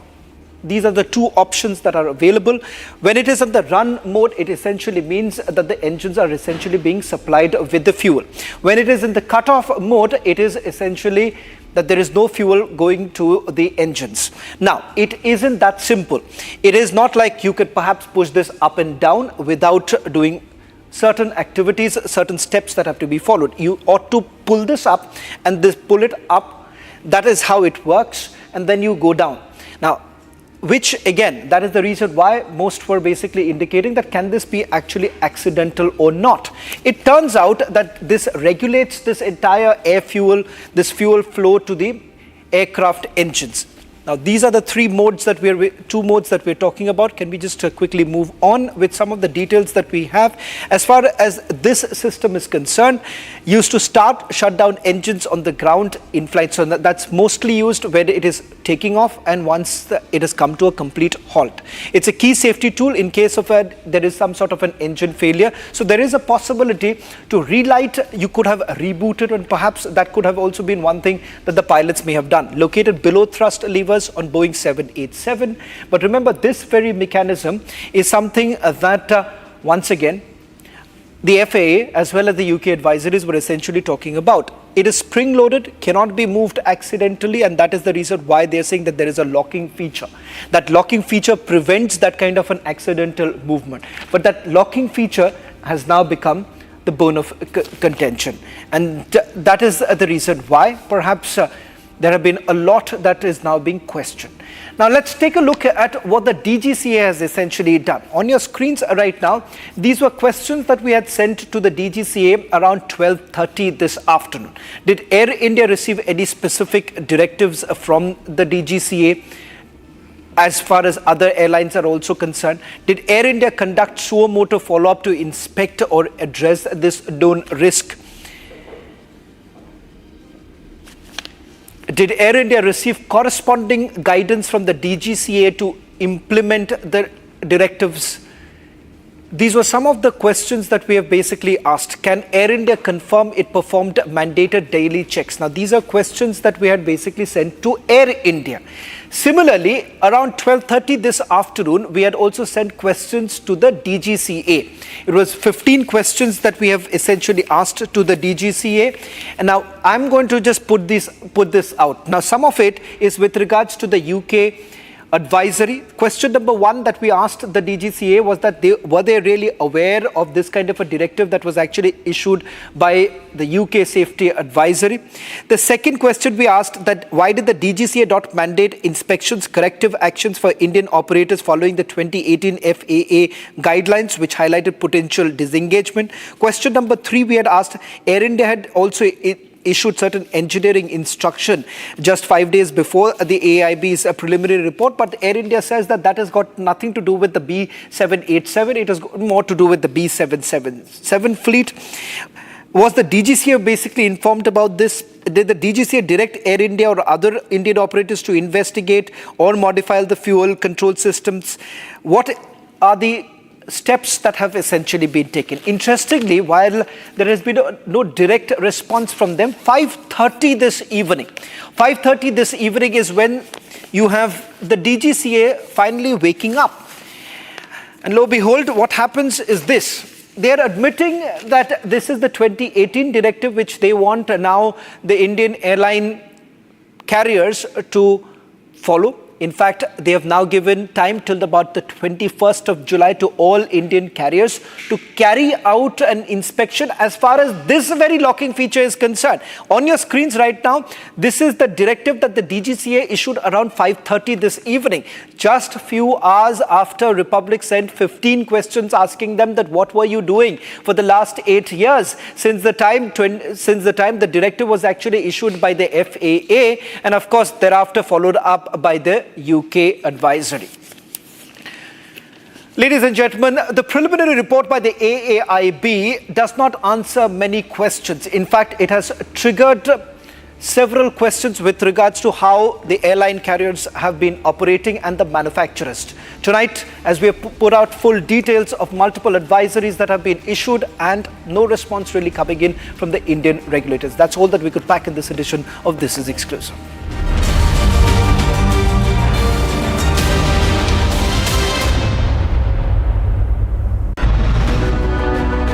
The reason we've launched the Nationalist Collective is because we believe it is time now for a group of ideologically driven Indians to drive the destiny of our country. For far too long, people who have had interests inimical to national interest have held sway. We need to put nationalism first, nation first. The Nationalist Collective is a very clear and sharp movement, presents the spirit of a new India which stands by what is right, does what is right, and raises its voice for what is right. Remember, this country is safe only if it is in the hands of nationalists. This country will grow only if nation first becomes our principal motto, where the only ism that matters is nationalism. Join the Nationalist Collective. It is going to be the largest non-political movement in this country.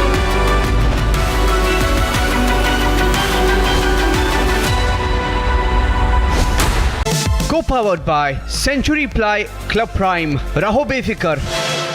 Amity has been ranked India's #1 not-for-profit private university for 11th year, with top 10 ranked institutions in management, engineering, biotech, law, mass comm, telecom, hospitality, fashion and more. Yet another top ranking for Amity University.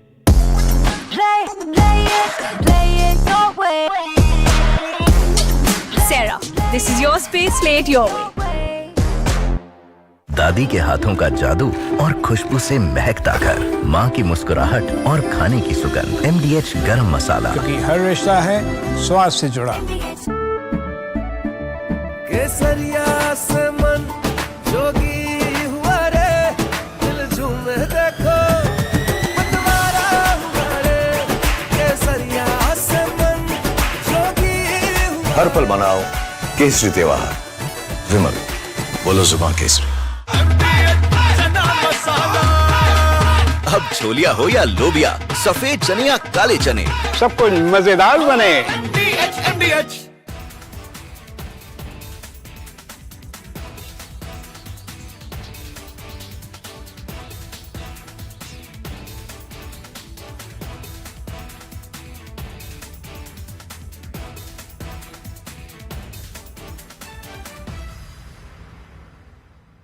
Hi, I am Captain Ihsan Khalid, a retired veteran Indian Air Force pilot, commercial pilot, and I have flown aircraft, trained people for last maybe 40 years. This is one of the very sad event on which I will be shedding lights as per what I think is correct to do. The event that happened, that is the aircraft accident on 12th of June, there was an AIB report that came out on 11th of July or 12th morning 11 at 1 o'clock. That went on to give out a lot of 15-page information, and based upon that there was... From Asia's largest news headquarters, setting the agenda for Bharat.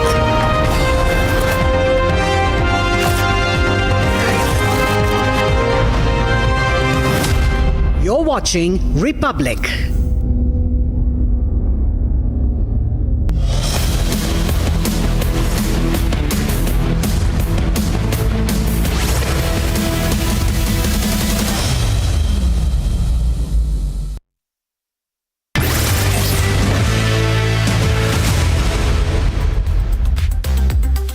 From your smartphones to your smart televisions, trending stories are breaking the internet. Only 17 hours to go for the return of Shubhanshu Shukla back to the Earth. Undocking has been done. Next is the much-awaited Earth splashdown. Up next, we'll show you how Donald Trump hijacked the Chelsea Trophy celebrations, leaving players completely baffled. Next, government has launched a food warning campaign. Watch out as your jalebi and samosa are now under the scanner.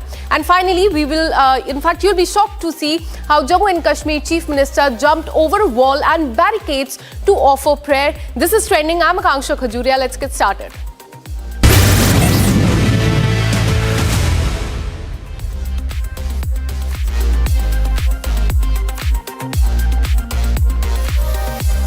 Well, get ready for a historic homecoming. It's been over 15 days since Group Captain Shubhanshu Shukla embarked on a groundbreaking journey to the International Space Station as India's first astronaut. The countdown to his return has officially started, and Shukla, along with his crew members, is all set to fly back to the Earth tomorrow.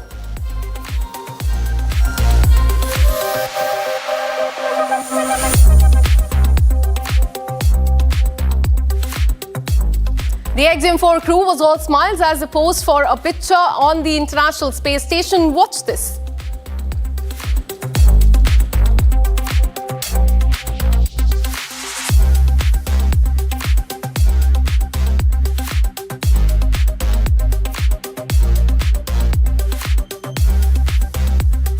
The undocking process from the International Space Station was completed at 4:45 p.m. in the evening today, and all eyes are on the splashdown into the Pacific Ocean tomorrow. 2. Depart burn 1 complete and nominal. You are go to DOF suits per procedure 4.012. Nominal departure in 4012 for Dragon.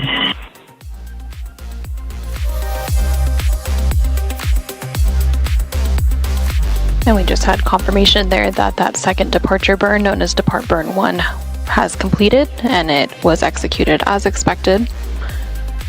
The crew is now going to start doffing or removing their spacesuits and getting settled in for their 22.5-hour journey back to Earth, again with that splashdown targeted for tomorrow morning, July 15th, off the coast of California. And in a farewell speech, Shukla addressed his fellow Indians in Hindi, reflecting on the significance of his mission. While his own journey in space may be coming to the end, he emphasized that India's human space mission is still in its early stages and has to go a long way. कुछ शब्द मेरे देशवासियों के लिए हिंदी में। कमाल की यात्रा रही है ये मेरी, लेकिन अब जैसे मेरी ये यात्रा ख़त्म होने वाली है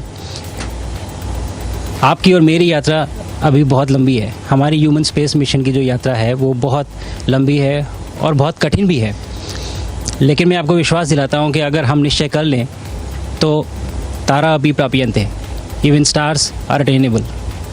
And in a nod to India's space legacy, Shukla repeated the iconic message of Rakesh Sharma, the first Indian in space, who famously said, "Sare jahan se acha Hindustan hamara," 41 years ago. Watch this. Squadron leader Rakesh Sharma, सारे राष्ट्र का ध्यान आपके तरफ है और हम सब आपको बधाई देते हैं।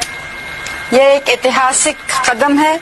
मेरी आशा है कि इससे हमारा देश अंतरिक्ष के प्रति जागरूक होगा और साथ ही हमारे युवकों को साहसिक कार्य करने की प्रेरणा मिलेगी। प्रश्न तो आपसे बहुत से पूछने हैं, लेकिन थोड़े से पूछती हूँ, ऊपर से भारत कैसा दिखता है आपको? जी, मैं बगैर किसी झिझक के कह सकता हूँ कि सारे जहां से अच्छा। 41 साल पहले कोई भारतीय अंतरिक्ष में गए थे और उन्होंने हमें बताया था कि ऊपर से भारत कैसा दिखता है। और कहीं ना कहीं मुझे लगता है कि हम सब ये जानना चाहते हैं कि आज भारत कैसा दिखता है। मैं आपको बताता हूँ, आज का भारत स्पेस से महत्वाकांक्षी दिखता है।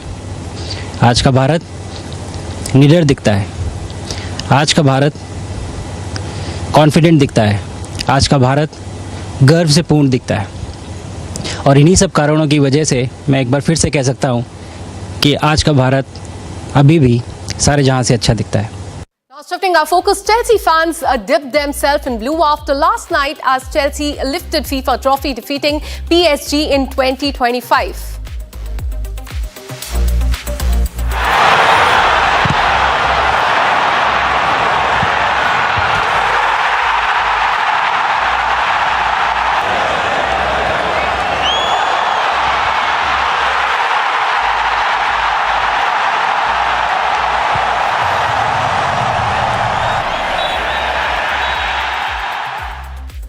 But scenes on the ground quickly became dramatic. Paris Saint-Germain manager appeared to knock Chelsea player to the floor as tension flared between the players from both the teams following Chelsea's 3-0 win.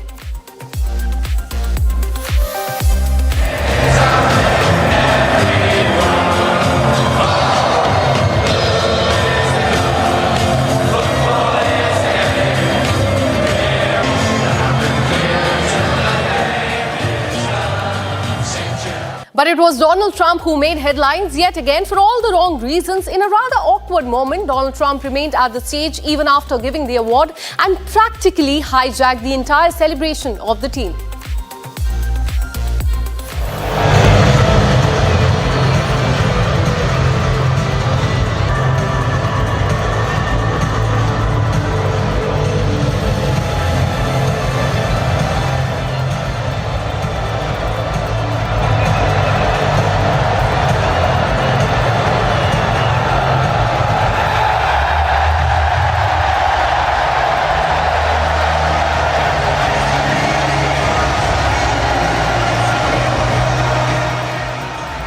And the players' reaction to that quickly became the talk of the town as FIFA president had to step in and ask him to leave the stage. Nah, I knew he was going to be here, but I didn't know he was going to be on the stand when we left the trophy, so I was a bit confused, yeah. No, to be honest, it was quite loud. I couldn't hear too much. He just congratulated me and the team, for winning the trophy and to enjoy the moment.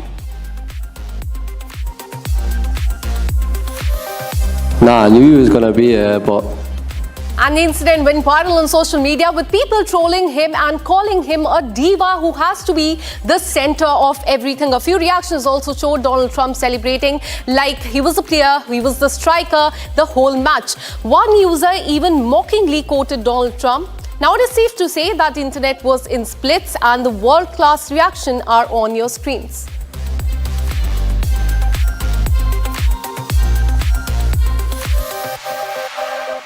Hot off the plate and straight to your screens, these are the top trending stories of the day. Let's watch them.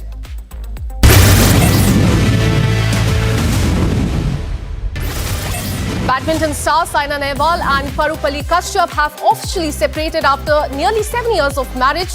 The couple who tied the knot in December 2018 confirmed the news via the mutual statement issued on social media. Both cited the need to choose peace and personal well-being as the reason for parting ways. They emphasized that the decision was made with mutual respect and understanding. Fans and sports peers have reacted with surprise and extended support.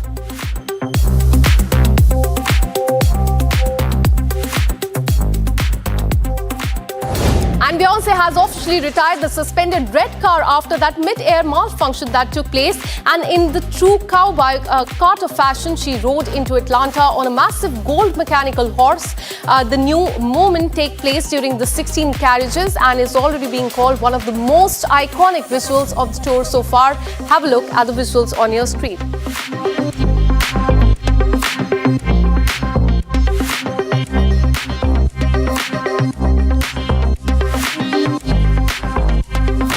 In a defiant move against the central government, Jammu and Kashmir Chief Minister Umar Abdullah climbed a railing along with his cabinet ministers to visit the graveyard in Nauhata in Jammu and Kashmir and pay floral tributes.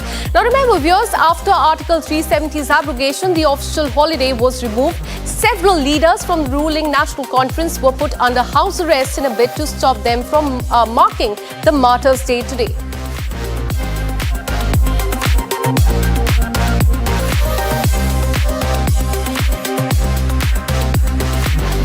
And the Indian Army has inaugurated an open-air gym in Namsing village in Arunachal Pradesh aimed at promoting fitness among locals and troops alike. The move adds muscle to the community welfare efforts in the region. Villagers are now, in fact, getting a new space to pump iron right next to the mountains.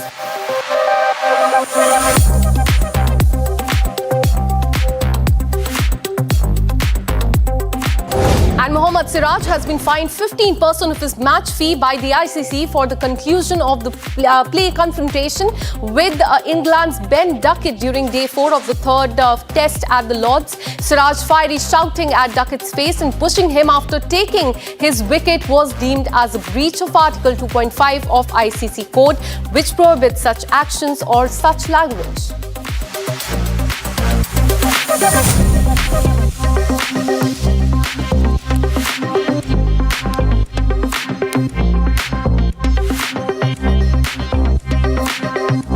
Also, South Korea is preparing to issue an order for the airlines to inspect fuel control switches on certain Boeing aircrafts. The move follows safety concern flagged by the recent US regulatory findings. Korean authorities are now working closely with Boeing and local carriers to assess the risk and ensure compliance as well. The inspections are expected to focus on models with previous maintenance issues. Airlines may face slight operational delays as checks are rolled out.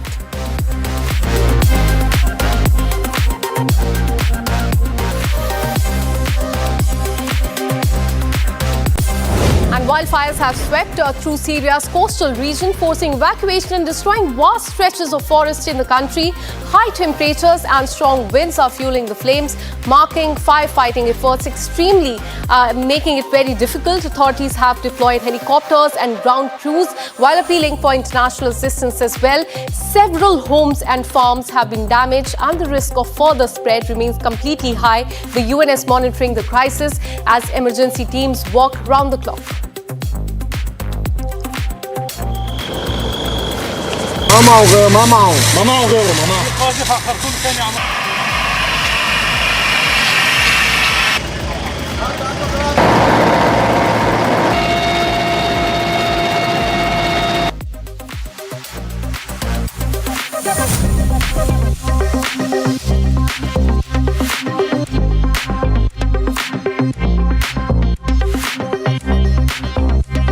And veteran actor B. Saroj Devi has passed away following age-related illnesses. Saroj breathed her last at her residence in Malaveshram in Bangalore. She was 87, known as Abhinaya Saraswati. B. Saroj Devi made her silver screen debut in 1955 with the Kannada film Mahakavi Kalidasa. In the career spanning more than 7 decades, she appeared in over 200 movies across Telugu, Tamil, Kannada and Hindi cinema. And And in a tragic moment on set, stunt artist Mohan Raj has died of a suspected heart attack during a car stunt gone wrong while shooting. Visuals of the mishap surfaced online, prompting an outpouring of the grief from the film industry.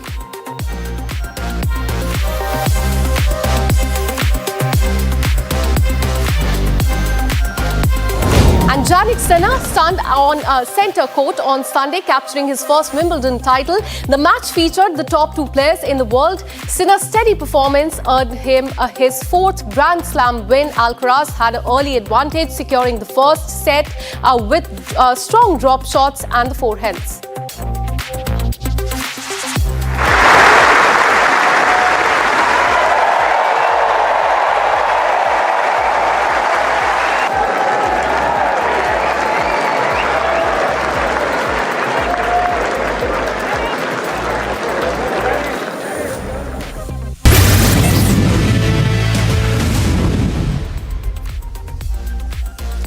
India's Health Ministry now wants samosas and jalebis to carry cigarette-style warning. The plan is aimed at raising awareness about rising obesity and lifestyle diseases linked to excessive oil and sugar in the food.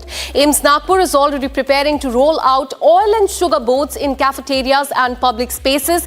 Basically, your favorite snacks are now public health enemies. Looks like biting into jalebi might soon come with a sight of guilt. Social media is in meltdown mode. Memes have taken over the internet. People have said first tobacco, now samosa. Somehow everyone is wondering, how did Pepsi and other fast food junks survive the purge, but jalebi did not? Now joining us today is Dr. Vijay De Silva, a leading cardiologist. He's here to help us understand how to keep our hearts healthy and strong. Thanks so much for speaking to Republic TV. Now, our jalebis and samosas are under the scanner. Do you think this was need of the hour or something people will ignore, just like those labels on cigarette packets? Yeah, good evening. Thanks for inviting me. Now, see, this approach of labeling it as harmful will not help, because see, if you see the labeling on the tobacco and the cigarettes, they have not made anybody stop using it. So labeling is no deterrent. In fact, the solution should be in a better solution, in a simpler solution. Instead of labeling it, they should start educating the children at the school level, that kindergarten level, primary level, about the harms of having high sugar diet.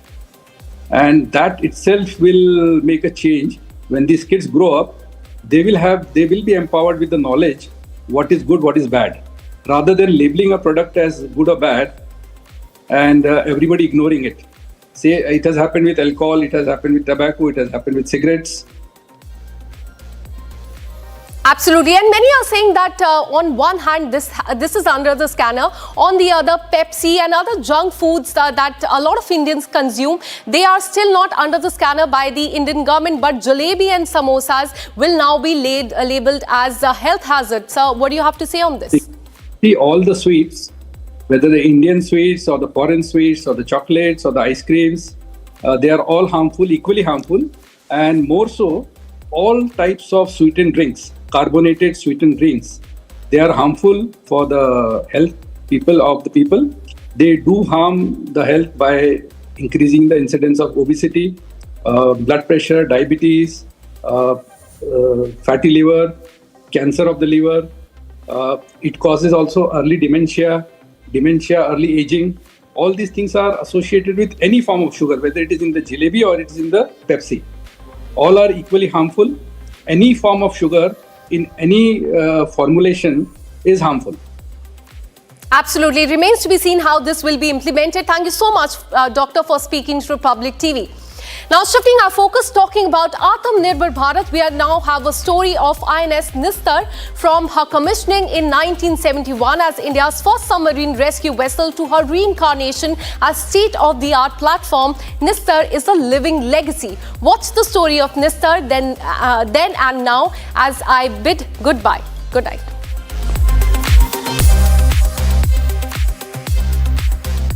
In the late 60s, when India had just begun building its submarine fleet, the need to address submarine rescue capabilities was felt. In 1969, Indian Navy leased an 800-ton Russian vessel and equipped it with a submarine rescue bell, thereby ushering in the much-needed capability to dry mate with the submarines and earning the adage of becoming a guardian of the deep. The Indian divers who underwent training on submarine rescue drills subsequently formed up the Nistar commissioning crew. December 1971, Indian Navy was pushed into an aggressive posture. On the night of 3rd December, the maritime realm echoed with the mystery of a submarine sinking off the coast of Visakhapatnam. Nistar, which was in dry dock, was required to sail immediately and was floated within 48 hours. On 5th December, Nistar was atop the Racket site and her divers confirmed the presence of ill-fated Pakistan submarine Ghazi. The ship's brave divers accessed the Ghazi's conning tower, recovering critical documents that shifted the balance of intelligence in India's favor. As the war subsided, Nistar was shifted to Cochin, where she was instrumental in the training of clearance divers and became the mainstay for Indian Navy's diving operations. Finally, on 3rd of November 1989, Nistar was decommissioned after 2 decades of glorious service to Indian Navy.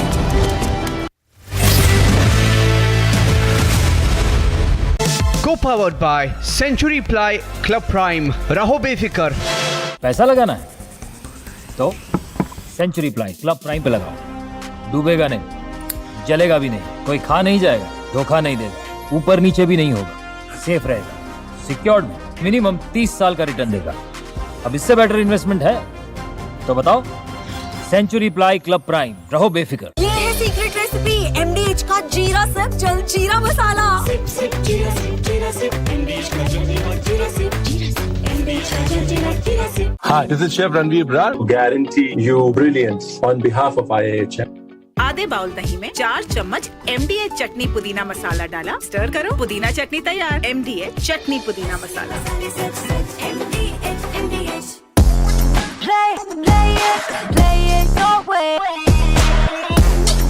Sarah, this is your space, play it your way. दीपक अपनी बेटी को क्यों मारा? दीपक आज jail जा रहे हैं, क्यों मारा अपने बेटी को? दीपक क्या करो मारा? दीपक क्यों मारा? दीपक राधिका को क्यों मारा? दीपक राधिका को क्यों मारा आपने? A heartbreaking tragedy has shocked India. 25-year-old Radhika Yadav was allegedly shot dead by her father, Deepak Yadav, inside their family home. Radhika, a young woman, ran a tennis academy and even took part in music videos. Everyone knew her as a hard-working athlete who was always seen with her dad, Deepak, cheering her on at matches. A friend from the tennis court said, "I knew Radhika for 2 years. She was quiet but strong. Her dad was always there, supporting her every game. To many, they seemed like the usual close father-daughter team." मतलब हमेशा जब खेलते थे हम लोग तो उसके father ही उसको लेके आते थे और लेके जाते थे and used to be there almost every time. उनके साथ ट्रैवल करते थे। बहुत शांत स्वभाव के थे मेरे हिसाब से तो। He never used to talk, he used to be away from the pack, sitting minding his own business. Radhika also